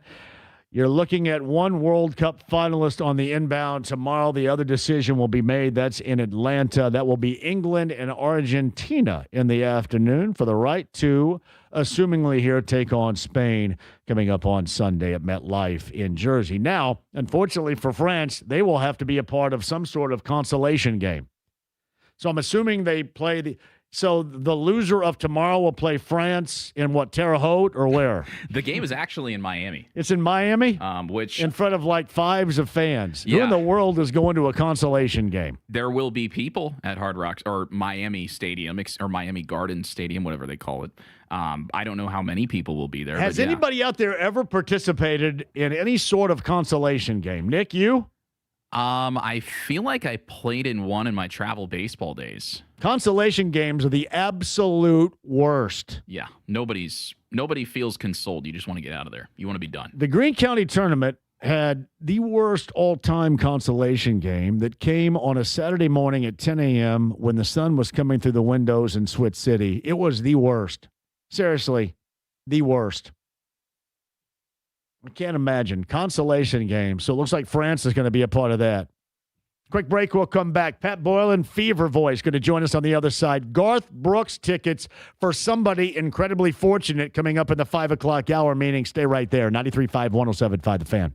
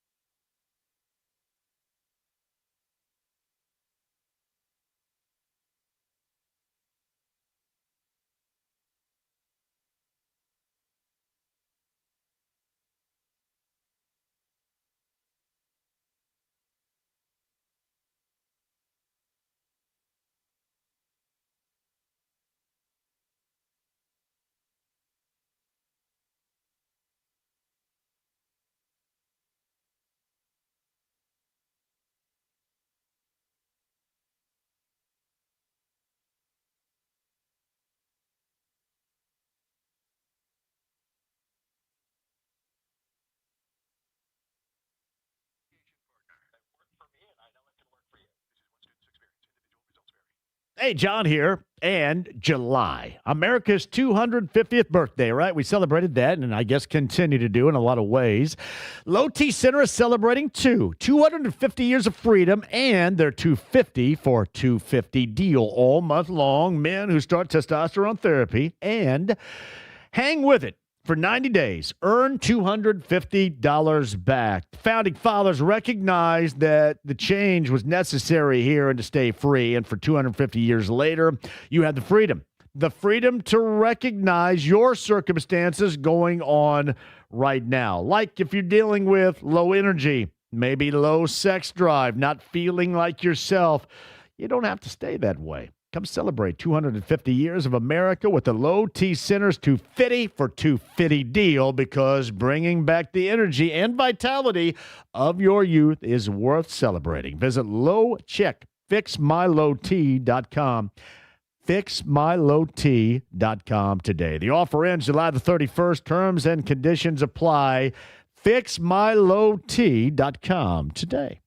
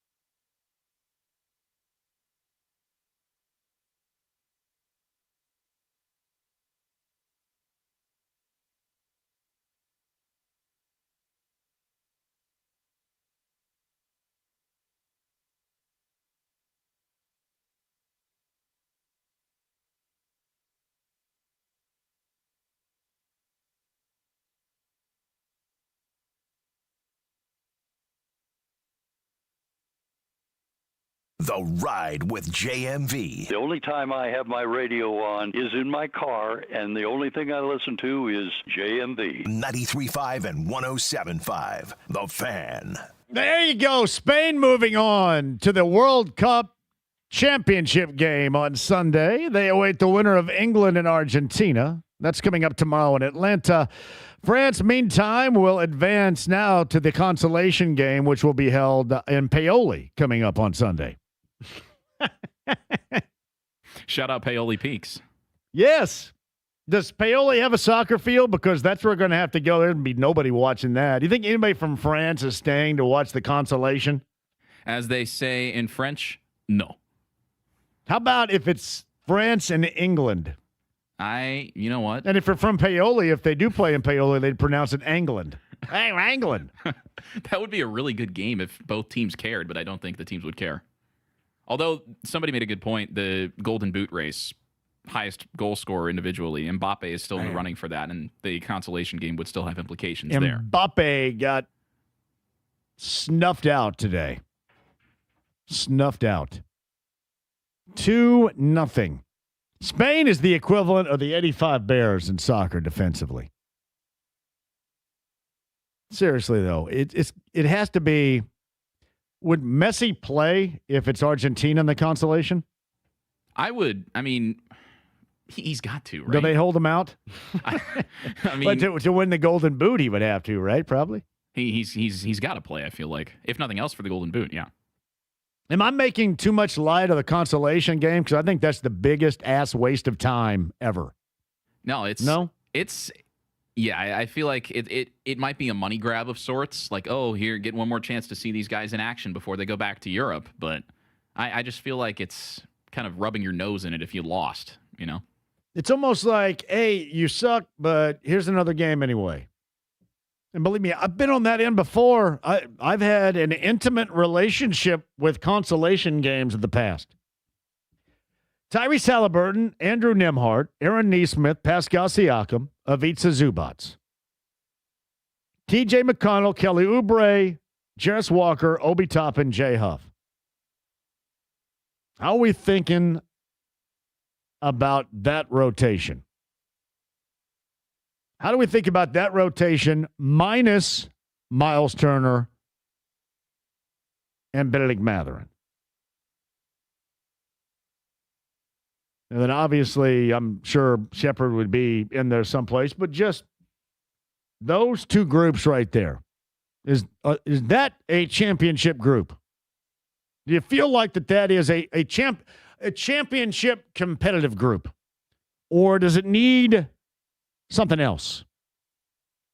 That and more coming up. Garth Brooks tickets this hour, so you will want to hang tight. I promise you that on the Andy Moore Automotive Group hotline. He is the voice of the Fever. Also works on the Pacer Radio Network. Pat Boylan joins us. When I bring up those two fives, the starters and the bench players, what do you think about in terms of the Pacers moving forward here, Pat?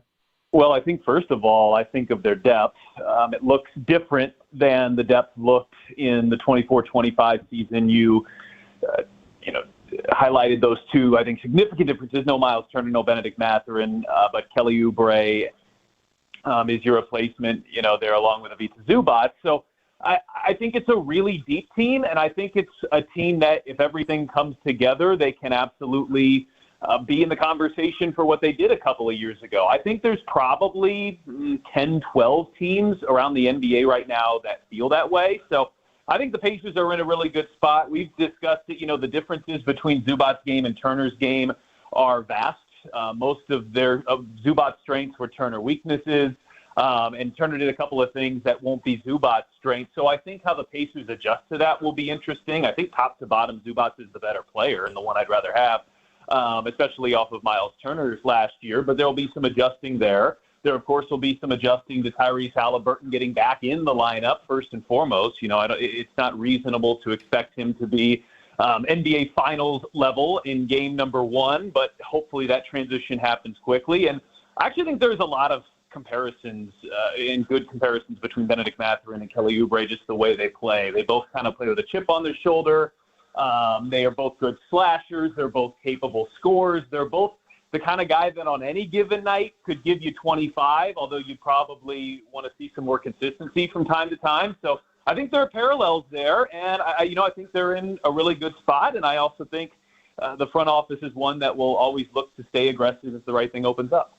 It's Pat Boylan, the voice of the Fever, also a part of the Pacers radio networks on the Andy Moore Automotive Group hotline. I look at the Pacers and I have, this to be true, a deeply rooted belief. Do you think I make too much out of the significance of their pace of play being, I think, again, what is their biggest edge, and hoping that it's not compromised as much as we might think with this change in personnel? Do you agree with that? Well, look, I think they're still going to need to be a team that plays fast. And I think they're going to need to be a team that gets the ball up the court quickly. I think that's, you talk about parallels. Caitlin Clark and Tyrese Halliburton are so similar in that way that both teams' offenses are working at its finest when they're in transition, when they're getting the ball ahead, when they're using that elite vision. I will also say, Miles Turner was not a plotter, but he wasn't a floor sprinter either. I mean, there were plenty of times over the course of his career where the Pacers were playing fast and he was kind of trailing the play and either never got into it because the play was ahead of him or just because, he's not exactly a speed demon himself. So, I think that the adage of play fast or play slow, get the ball up the floor, try to create odd man rushes, try to create advantages through Halliburton's speed and Halliburton's vision and all those other guys you have around are absolutely going to need to be a key for this team to have a lot of success. But at the same time, I think once you get into the half court, I think Zubac is a wonderful half court player. So if it's not there early, I think you settle down a bit. I think you run the pick and roll. He's one of the best screen setters in the league. I think you'll see plenty of that, even more than you saw with the Pacers and Miles Turner. And at the end of the day, this team, I think, was at its best almost when it found a middle ground with pace, which we remember in 23-24. They set out to maybe set a new NBA record in pace to play for the first half of the season, but they weren't having much success defensively. So they slowed it down just a little bit, and I think found that middle ground. And I think it's something that team found right around mid-December of the 24-25 season, which is play fast, look for those type of opportunities, but at the same time, it doesn't necessarily mean that you have to have the fastest pace in the league to find success either. That perfect zone for this team might be somewhere between 5th and 10th. It's Pat Boylan with us. I felt that maybe we have seen a turning point for the better out west with this Fever team in mind. It still remains to be seen, but you're talking about a close performance and getting over in Phoenix. And this is after that Southern California disappointment, especially late in that game that we discussed last week.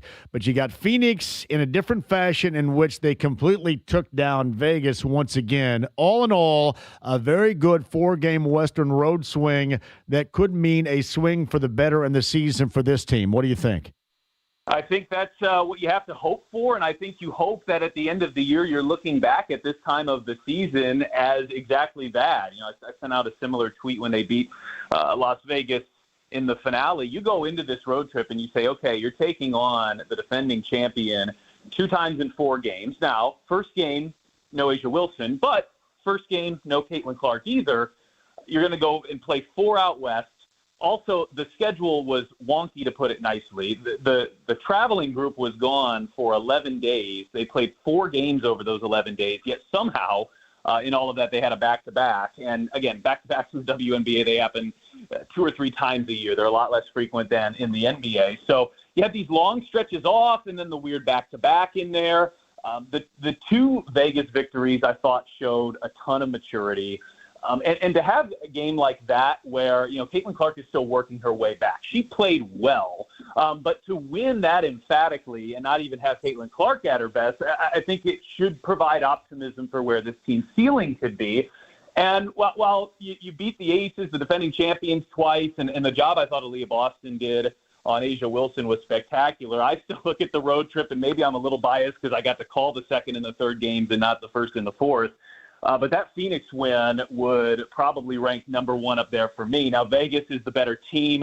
Don't get me wrong, winning in their building is always an extremely impressive feat. But to be down by 10 with 5 minutes to go, it just kind of had the look of it's not going to be your night. And it kind of felt that way for a lot of the second quarter, a lot of the third quarter, a lot of the fourth quarter, like it just wasn't going to be your night.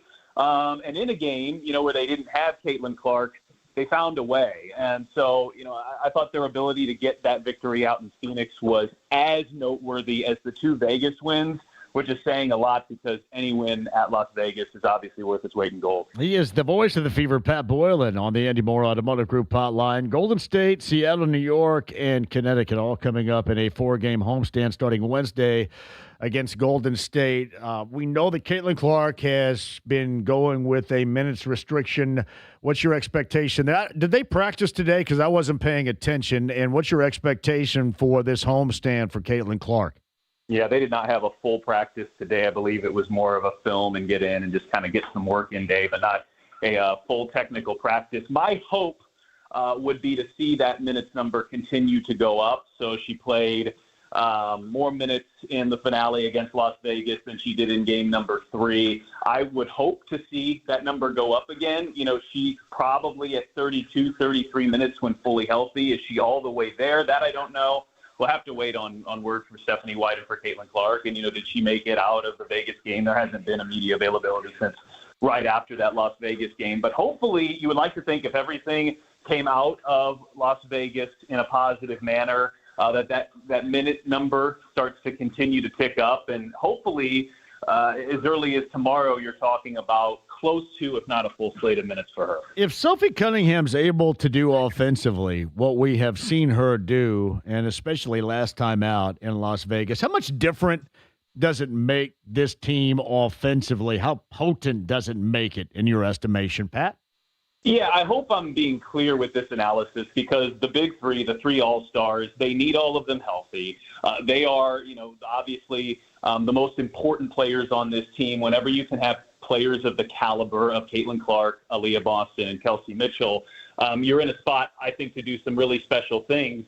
But Sophie Cunningham, I don't love the term X factor, but I'm struggling to find a better way to think about it. I mean, I think she is a little bit of an X factor for this team in that when she's playing, now look, extreme example against Las Vegas where she was unconscious, but when she's knocking down threes at a regular clip, and it's something that she's done at a very high level this year, this team has absolutely a different dynamic than when her shot's not falling, or in many cases like last season when she was injured and wasn't available. I thought when she went down against Connecticut, that was, one of the biggest losses this team faced outside of the obvious Caitlin Clark last year, because there's not really another player that kind of brings you what Sophie Cunningham does. Lexi Hull is a good shooter. She's very capable, but the moments that you saw, like against Las Vegas the other day, I think were absolutely massive. I mean, she's shooting 44% from the three-point line, and that's 4th in the WNBA. And when you look at her attempts, the 3 players above her are all shooting 33 or fewer total threes over the course of a season. So she's, what I'm getting at, the only one really doing it at major volume. And by the way, the second highest on that list is Aaliyah Boston, and I think that has been a total revelation this year, and I think has opened up a lot of space for this team. But, yeah, it's space creation, and we know how good Caitlin and Kelsey are from the three-point line. All of a sudden, you got a third player stepping in and knocking it down at that level. And the Fever are elite. When she plays at that level, the Fever are absolutely elite, and it's one of the big reasons they looked the part against Las Vegas. That is Pat Boylan with us, kind enough to join us via the Andy Moore Automotive Group hotline. So they put up 109 and held the Aces to 75. Where are they in terms of team defense right now in the season? That's something, obviously, to be championship level has to continue to improve. Where are they compared to, for example, where they might have been a couple of weeks back? Yeah, I think trending in the right direction, and if they continue to trend at a similar level, I think they're going to love where they finish up here. So they rank 8th in a 15-team league, so they're right about mid-pack, but they're first offensively, and that all equates to 3rd in net rating. Net rating looks at not just do you win or do you lose, but how you win and how you lose. Obviously, at the end of the season, your record is more important, but net rating can be more indicative of how you're playing. So net rating suggests that the Fever have played like the third best team in the league this year. This is something that has gotten better is the late game execution, but early on in the year, that really was a problem for them, and that's why the difference between the record, which is fifth, and the net rating, which is third. But I think it points to a trend in the right direction. And I always thought, if you can get the offense to be looking like how it does, and if you can get the defense, this is just me speaking here, I'm not saying this is what Stephanie White's goal is, but if you can get that defense to somewhere in the 5th, 6th range with the offense you have, I think you've got a championship caliber type of team. And again, maybe to draw some parallels, I mean, you look at that Pacers team from 24-25, they really started to lock in defensively just before the midway point of the season in mid-December.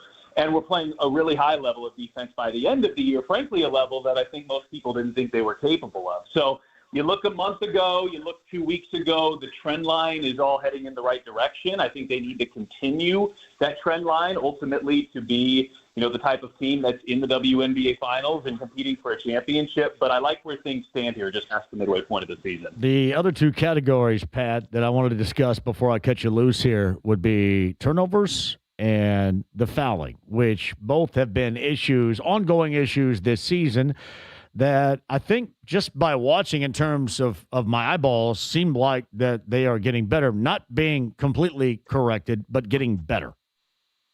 Yeah, definitely getting better.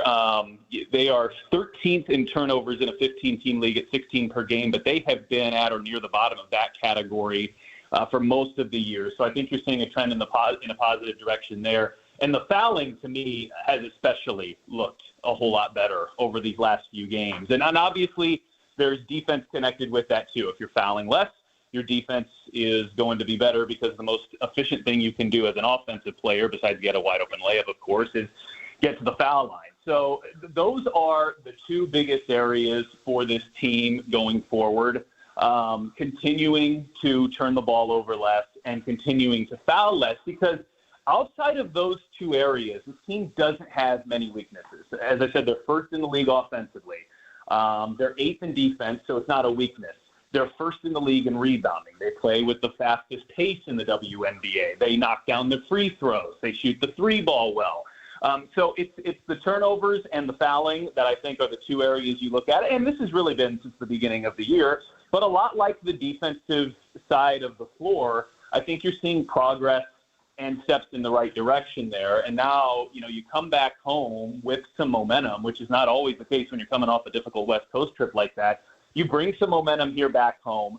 2 games against two of the league's elite, and 2 games against teams that are probably going to miss the playoffs. So I think you'll get 4 really good tests of 2 different categories. How do you compete against a couple of the league's best?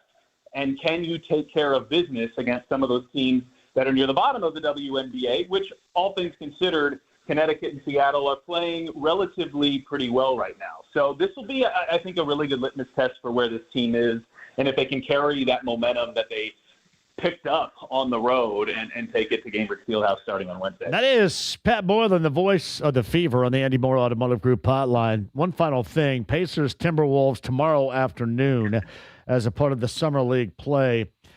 Curious, a couple of things, your thoughts on how much you have seen so far and your impression. And is Slauson giving himself more of an opportunity with his performance at all, or will this kind of be lost in the shuffle of the Summer League in general? Yeah, I mean, I do think if you say what has stood out the most to you, I would pick Jalen Slauson, and I think he's there because the Pacers like him. I think they elevated him last year because the Pacers like him. You just ran through the depth chart. I mean, you got 10 really good players, and you could say 11, 12, 13 as well as you continue down the line. But I think he's somebody that, continues to perform well when he's called upon. We know the Summer League is what it is. It's very different from anything else. It's not an NBA game. It's not a G League game. You're going to go against some players that are top flights, some of these top draft picks, some of these young players that still play in the G League. That will be in the NBA and play in the Summer League. And then you've also got guys that won't be on G League rosters and perhaps playing internationally. So the depth of competition is very, very different. But I always say, if a guy plays well in the Summer League, does it mean that you knight him the next great thing? Of course not.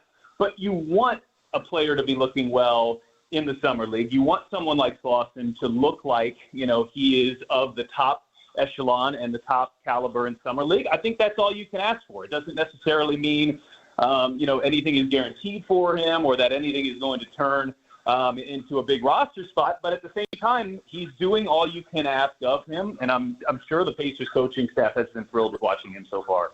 So Pat Boylan's got you covered 4 consecutive at home. Coming up tomorrow night, they start that with Golden State. What is your broadcast schedule, Pat? We are on WTHR tomorrow night. We'll be on your favorite Ion on Friday. Ion. We do not have Saturday's game, but we will be the finale against Connecticut on WTHR. So first and fourth of the road trip, the homestand on WTHR. Game 2 on Ion. Game 3, national. We don't get to do it. As always, radio coverage for all 4 of those. Oh, you and I tell you what, you don't have to work on Saturday. So I'll work until midnight on the JMV takeover, and then we'll go over to the white party for the IBE summer celebration and see Montel Jordan and Scarface. You want to do that? Me and you? I think my invite's still in the mail. I'm not sure if it's coming. No, I'll go downstairs and make sure we got a couple of tickets because Scarface of the Ghetto Boys. You and I, Ghetto Boys, Scarface, Montel Jordan, all about that. How about it? Seriously. We'll go. If you're there, midnight. I'm always there. Midnight. If you're there, I am in. Is starting your evening at midnight too late for you? Yes. I'm a night owl, which is why I laugh, because you can talk me into some things after midnight, but this is not one of, starting after midnight, no. Well, I think everybody out there understands that I'm I'm like the Rob Lowe level of bad influence right here. So keep that in mind. Rob, wait a minute. I don't look like Rob Lowe, but influence-wise, I'm as bad as he's ever been, including the film that he was a part of called Bad Influence. So that's me. Well, I appreciate I appreciate the invite nonetheless, but yeah, anything that starts these days, anything that starts really after 10. I got you. Yeah, but if like I'll hang out in the studio with you, yes. On a late Pacers game night, those type of. I'm all about that. Those late Pacers games out west are kind of my cup of tea in a weird way because my brain's just wired to be awake and alert at 11 and 12. So those are hard on some people, but I don't mind them too much. Pat, I appreciate you, man. Have a great week here. Thanks, John. You too. Pat Boylan, voice of the Fever, part of the Pacers radio network and Pacers TV, wherever that's going to be coming up here this season. 1075thefan.com. That is on a podcast. So Matty Matt makes a great point. With me, an advocate of the at least somewhat elimination of the consolation game and Paoli coming up in the World Cup and of offsides in soccer. Matty Matt says, JMV, do you think cherry picking in basketball is lame? I do. So offsides or being offsides, is that the equivalent of cherry picking in basketball? I guess it's the closest thing to that. They don't normally look like that. They're just standing on one end going, woo, woo, waiting for somebody to throw it to them after not running down on the other end. That's what it is. Is that an equivalent? Yeah. Soccer fans, give me the equivalent here, but go ahead, Nick. I think the reason that offside was established in soccer is because if it wasn't there, then it would probably be just teams parking the bus the entire game. It's weird. I think it's kind of a dumb rule because it disincentivizes taking risks, but I think teams would be too scared to attack because they might get burned on the counterattack, and you see that sometimes already, but it is kind of a dumb rule that doesn't really mesh with our way of thinking. I absolutely hate cherry picking in pickup basketball, and I won't participate in it. If I don't run down on the defensive end, and I suck defensively, but I'm going to run. If I don't run, I'm not going to take a pass and go score a layup on the other team when they're down the other end. You know what I mean? I just don't do that. So I don't know if this makes me a hypocrite or not. Is that hypocritical? Hating cherry picking, but wanting to eliminate offsides in soccer. Close to hypocritical? I would say it's a little bit apples to oranges, maybe. All right, then. I like it. Midsummer Classics coming up later on tonight, if you care about that. Major League Baseball's All-Star Extravaganza from Philadelphia. later on tonight. 2 road shows Thursday and Friday. I'll tell you about that. Garth Brooks tickets. We'll give those away a little bit later on, too. Pat Boylan, Greg Rakestraw, and Mike Glasgow all on the show today. The podcast at 1075thefan.com. Hopefully, I'm hoping, Robert Romanus, I am out to Mike Damone from Fast Times at Ridgemont High. Don't forget about this weekend. It is Days of the Dead, the biannual event where you get a lot of former stars and some that are still active in film. Maybe wrestling, maybe musicians. Robert Romanus played famously Mike Damone in Fast Times at Ridgemont High. Damone is going to be in town this weekend. We are trying incredibly hard to get Damone, and I have been trying to reach out to get Scarface of the Ghetto Boys because he's in town this weekend as well with IBE Summer Celebration on this show too. We're trying. I am out to them both. Those would be, simply put, I don't know if it's for all of you out there, but damn straight, those 2 conversations will be for the host of this show. We're trying.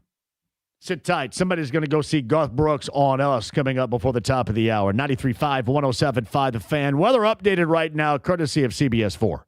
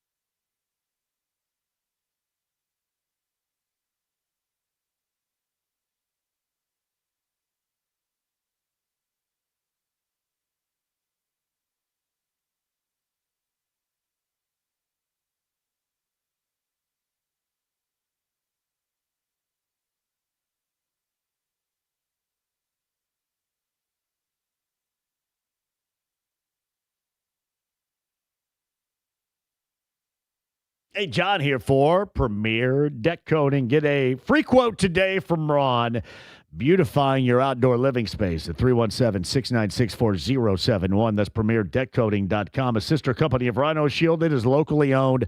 Ron, my man, is spectacular at making sure you get exactly out of this experience what you want with a 10-year guarantee, which means, and I love it this way, you don't have to jack around with this every single year. Painting and staining, what a pain. It is beautiful the way that it is, even coming out of the winter into the spring, thanks to Premier Deck Coating. Repels moisture, scratch resistancy, offered in virtually any color imaginable.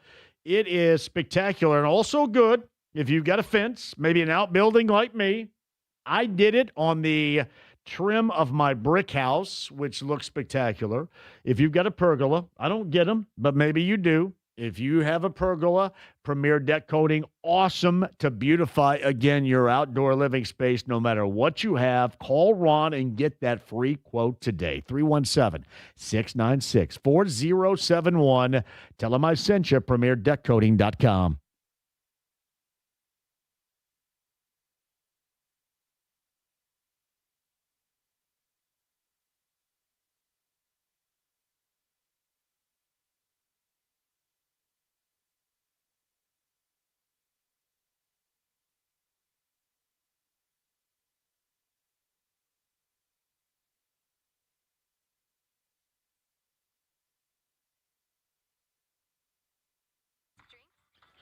No, the best is Love, Heating and Air, Ohio dealer. That's Johnny Chris Love at 317-353-2141. I mention this all the time. You need to get your system checked. We're going to go through some, again, hot and humid temps here.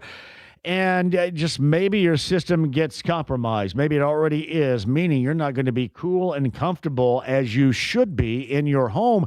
And that works 2 different ways. You don't want to be hot and sweaty in your house. Plus, you don't want to be spending a lot of money on the energy going up, increasing, and not being cool and comfortable during this time of year. So call Kendra right now, 317-353-2141, and set up an appointment to check out your system with Love Heating and Air Ohio dealer. And if they find out it's not working efficiently, you need a repair, they will get you that repair. You mentioned my name, they'll give you a $144 discount. 317-353-2141. The best in the business. That's Love Heating and Air Ohio dealer online. Love-HVAC.com.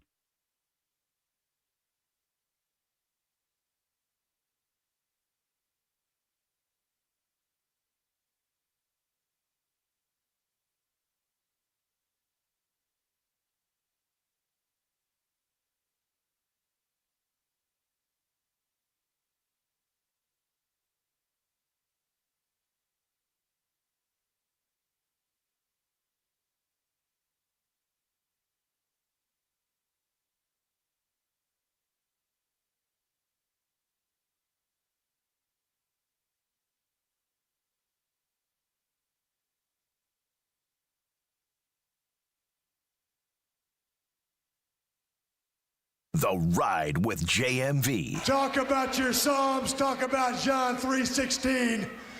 Austin 3:16 says, I just whipped your ass. 93.5 and 107.5. The Fan. Man, JMV, can you get back to the diarrhea conversation?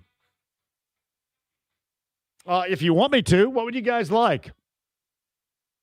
You want a little more of the explosive diarrhea content that I gave you a little bit earlier? Nah, you just want to hear me try to pronounce cycloparasis. What's it called again, Nick? I'm not close, am I? Cyclosporiasis. I'm calling it cycloparasis. I mean, it gets the point across. Wait, no, it seems like that's a better way to describe it. Yeah. JMV, you saying psychoparasis sounds like what happened in The Fugitive with Provasic. No, huh? That's one of my favorite lines and one of my favorite films of all time. He falsified his research so that RDU-90 could be approved and Devlin McGregor could give you Provasic. Oh, Harrison Ford. That is such a quotable film. And even something like that really just makes you laugh, but you remember immediately. One of the reasons why is because you can go anywhere, any time of day and find The Fugitive playing someplace. It'll be on somewhere. Like right now, it's on somewhere. I promise. And that speaks to the greatness. JMV, offsides in soccer is like offsides in football. It's ridiculous that professional football players can't stay on side. JMV, eat right, exercise, die anyway. What? JMV, I heard the first 3 rounds at the district tap on Friday would be on you. Well, I mean, I can be talked into it.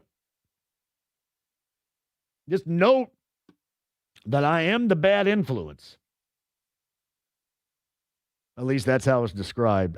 The bad influence, though, leads to fun. Just always keep that in mind. I'm not going to go anywhere or do a damn thing without it being fun.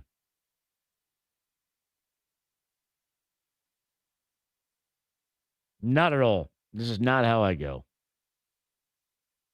Maybe a little bit too much for some, but yeah, for others, I think everybody fits right in.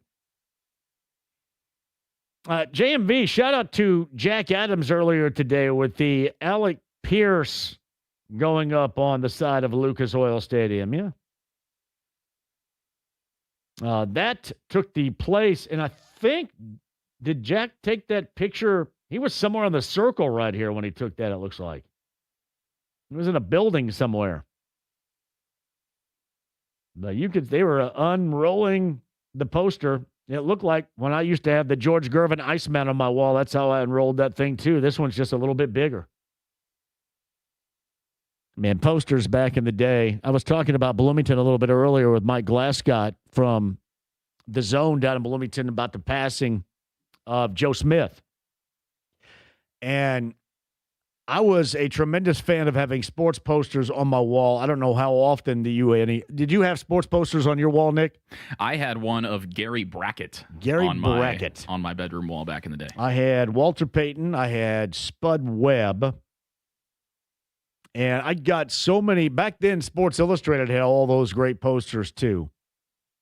Remember, George McGinnis was in a Pacers uniform, and there's one poster out there that didn't say George McGinnis. It said Big Mac, which was awesome. Big Mac. But I got all my sports posters at one of two places, if not both, in Bloomington. Let's see if anybody can remember. 2 sporting goods stores on the square in Bloomington, Indiana. Can you name them? Can you name them?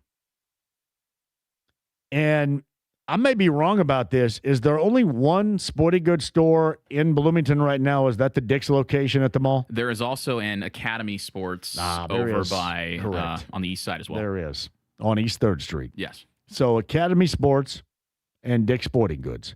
These were, I believe, 2 locally owned sporting goods stores. On the square in Bloomington, can you name them? I'm going to give you about 60 seconds of time, maybe not even that, to name it. We'll see. JMV, has Linda ever been back on the show since your first interaction? I have been trying to reach out to connect with Linda since we had that call. And no, I haven't heard from her. And hopefully she understands the dynamic at work here is in fairness. And she could show up on Friday and hang out. That'd be great. But no, to answer your question, Dan, no. By the way, Gritty says, JL Waters, that's a sporting goods. That's an outdoor store. That's different on the square in Bloomington, right? Than a sporting goods store. JL Waters is still there.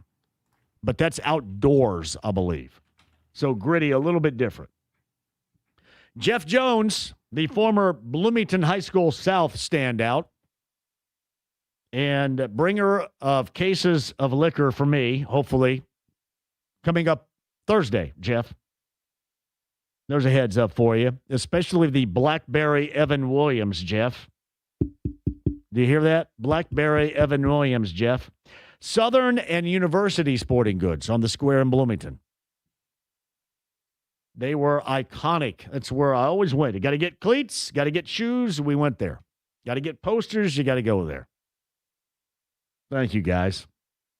University Sporting Goods and Southern Sporting Goods. The great Don Shiflett worked at University, I believe. Shout out to, I don't know who this came from right here. I'm going to look. That is outstanding. Great knowledge and way to work together right there. Hey, JMV, I heard you talking about the 5, the starters and the second unit for the Pacers. I'd put that up against anybody in the East. I do believe in it. I do believe in it. I know a lot don't because, again, as I mentioned, it's out of sight, out of mind. Other teams are doing other things. The Knicks looked really good in winning a title, and we're going to essentially have to wait on Tyrese Halliburton to evolve into becoming Tyrese Halliburton again. But I have a deeply rooted belief in this group, much like a belief in you. You want to do that right now, or do you want to do it when we come back on the text line? I would say let's get it started now. All right. What number do you want to do, Nick? Let's do an ample. Yesterday we did 40. Yeah. What do you want to do, pal? You tell me. Let's do 65. That might be too ambitious, actually. We'll do 33. 33. All right. For the Larry Bird number, 33. Not for Miles Turner. You guys don't care about that anymore. No. 33. On the text line, 317-239-1070. Number 33 will go see Garth Brooks. Back-to-back shows. You're going to go to one of them at Gainbridge Fieldhouse coming up in August. Get your tickets. Win them right now. Again, 33 on the text line. Not the phones. Not the phones. 317-239-1070. 33. Let's go. Garth Brooks, somebody's going to go on us because we love you. 33, going to be a winner. 317-239-1070 with 93.5 and 107.5 The Fan.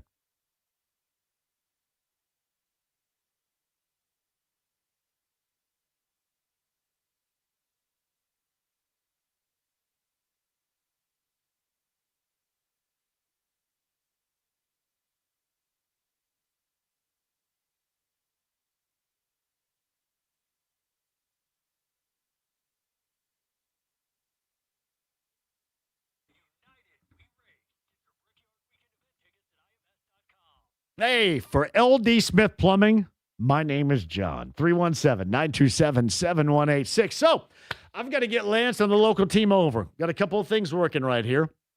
I may be working at not full 100% flushage right now. And you know me, explosive or not, I've got to be working on 100% flushage. And I need some help. LD Smith Plumbing to the rescue to fix my flusher. Plus, I think I've got to have something done with the whole laundry situation, too. With my washing machine, I clean a pipe or something. I don't know. Not clogged, but clean it out. I need the greatness that is LD Smith Plumbing and Drains, and so should you. 317-927-7186. You don't always need something going on when you're sideswiped by a major plumbing emergency. Sometimes it is just normal plumbing maintenance that you have to be involved with, and LD Smith Plumbing and Lance and his local team, the absolute best at that. So give them a call today, 317-927-7186. That's LD Smith Plumbing and Drains online, ldsmithplumbing.com.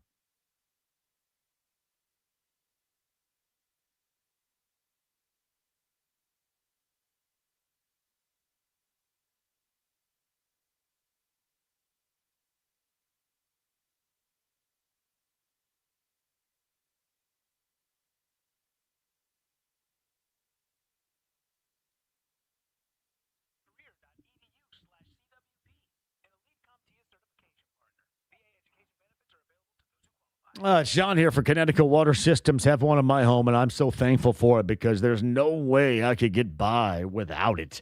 You're on a well. I'm in Morgan County. I have no idea what I'm dealing with here. I just know without Connecticut Water Systems, I would be hosed, literally. And they designed a specific system for me after I got the no-cost water test, and they'll do the same for you. That's where you start. You go online, Connecticut.com, get somebody like Joe to come out, absolutely free to test your water, and then they put together something that is going to work at an elite level just for you. Custom built, no generic equipment or parts, all that will give you the best water possible. And think about it from this angle. You already have water that's not as bad as where I started. So think about the greatness, the clarity, the crisp, cool water you're going to get thanks to Connecticut Water Systems. Again, my friend Joe today, get yourself an appointment for that free test right now online, Connecticut.com.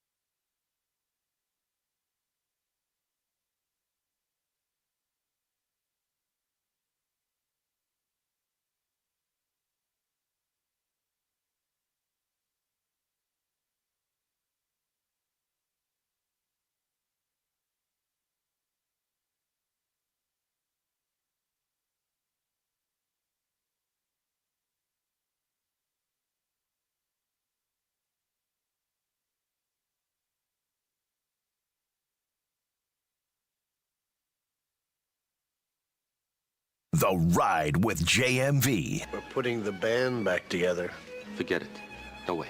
We're on a mission from God. 93.5 and 107.5. The Fan.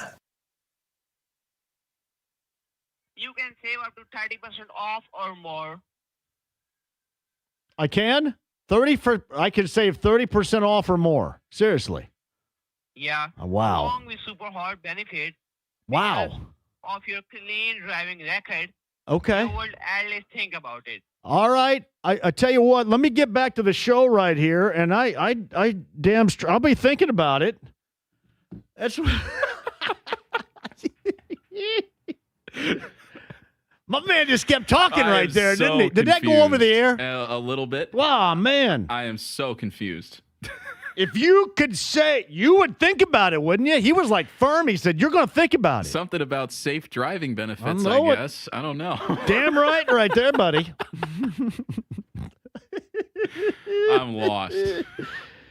Oh, man. Did you give away those tickets, by the way? Yeah, we've got plenty. I've got 93 texts to go through. I'm looking for number 33. That's going to be a post-6 o'clock activity. All right, so Nick's going to get that done. I know we have just a little bit of time remaining. This is your final show with me this week, correct? That is correct. So I'm going to let Nick, who has been outstanding, I want to let Nick go ahead and lead the way on this as far as final segment, anything you want to talk about, anything that interests you. Oof.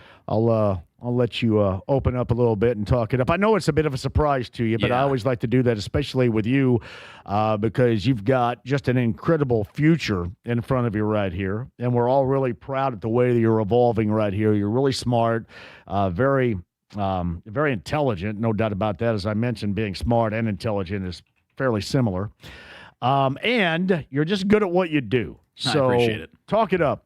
Right here a little bit. I mean, if we're going to do that, I've got about 3 minutes. I was going to do something IU football related. Yeah, please. I'll talk to this guy that's going to give me a deep discount. Because it's one of those things where, you have to be very cautious because thinking that they can repeat as national champions on its face seems foolish. And you look at their schedule, and I remember when I was hosting my own show down in Bloomington on 98.7 The Zone, I was circling, and I think everybody else will too, the 3-week stretch in mid to late October, Nebraska, Ohio State, and Michigan, as the 3 games that are really going to be telling as to how deep this team can go. But you look at the roster construction with Josh Hoover at quarterback, Nick Marsh coming in at wide receiver, and then the defense, which Bryant Haynes, the defensive coordinator, says is the most talented he's ever coached. And I keep thinking to myself, well, why couldn't they go back-to-back? They might not go undefeated, but all that matters is you get to the playoff and then you get hot at the right time and you go from there. So why could they not go undefeated again in 2026, I guess, is my question. No, that's a good one, too. So you hosted a show on The Zone? That's where I had Glasgow on a little bit That is earlier. correct, yeah. So I didn't ever actually see him, but that's because I was there from 8 to 10 every Sunday morning. And I was. Were you employed by Kent Sterling? Yes. Kent Sterling. Well, that's how I ended up here, actually. I sit next to him in the press box. Yeah. So, Kent was a great mentor to me. And he gave me all the leeway I wanted to do whatever I wanted with that show. And so you showed up, it was 9 in the morning? 8 to 10 every Sunday morning. Oh, good for you, man. Except during football season because I was either coming back from Oregon or Miami or wherever. But whenever I was in Bloomington, I was there. So you think how Hoover compares to, and I know this is going to be incredibly unfair. Right. Because of what Mendoza accomplished across the board. Right. But how would you compare your expectations to Hoover stepping in for just what was an incredible season, the most incredible season for IU quarterback and team we've ever seen? Well, I think as far as Josh Hoover meshing with this Indiana system is concerned, I mean, Tino Sinceri coming back as quarterback's coach I think is huge because you saw what he did with Curtis Rourke, and Curtis Rourke was playing on one leg basically that entire season. I think Hoover forces throws at times, but Sonny Dykes even just made a concession that a lot of that had to do with the fact that there was a lot of pressure on Hoover to make those plays because he didn't have a good defense or a running game. I think Josh Hoover, Kurt Cignetti's saying that he's very raw. That's the same thing we were hearing about Fernando Mendoza at this time. And he ran from his life at Cal for that season, too, because he had no protection. Yes, he did. And his decision-making was kind of shoddy at first because of that. But I think If Hoover is raw right now and you're hearing some of the same things that you heard about Fernando Mendoza, you're going to trust the development system that Curt Cignetti and his staff has in place. And a lot of that has to do with the coaches that aren't Cignetti at the top, because he's very hands-off. He's very laissez-faire. He lets his assistants do their thing. And Sinceri's a great quarterbacks coach. And I think that Josh Hoover, with the weapons at his disposal, the breakout that Charlie Becker had, I think that they're going to be just fine. That is Nick right there. Nick, you've done a fantastic job. Man, I appreciate you for the past 2 days. Thank you. You are welcome to join anytime you want. And remember, I'm the bad influence, so if you join me out at a live show, will your mom be okay with that? I think cool? I could talk her all into right, it for because sure. I don't want to disappoint Grace. All right, so I'm not doing that. But no, job well done, pal. I appreciate you more than you know. it. All right. And shout out to whomever is going to win those Garth Brooks tickets. We got more for you coming up tomorrow. So James is back tomorrow? That is my understanding, yes. James is back tomorrow. Mike Glasgow, the Zone down in Bloomington a little bit earlier to discuss the passing of Joe Smith. Greg Rakestraw a little bit earlier, talking World Cup. Spain moving on to the FIFA World Cup Championship. They'll get the winner of Argentina and England coming at you tomorrow from Atlanta. France moves on to the consolation game in Paoli as they await the loser of Argentina and England coming up tomorrow. Greg Rakestraw earlier. And Pat Boylan, voice of the Fever, talk Pacers, Fever, and Pacers Summer League. Podcast 1075thefan.com. We'll do it again coming up tomorrow. We'll start at 3. You guys never, ever want to miss a second. Keep it locked in right here. It's 93.5. 1075 The Fan. Enjoy the Midsummer Classic later on tonight.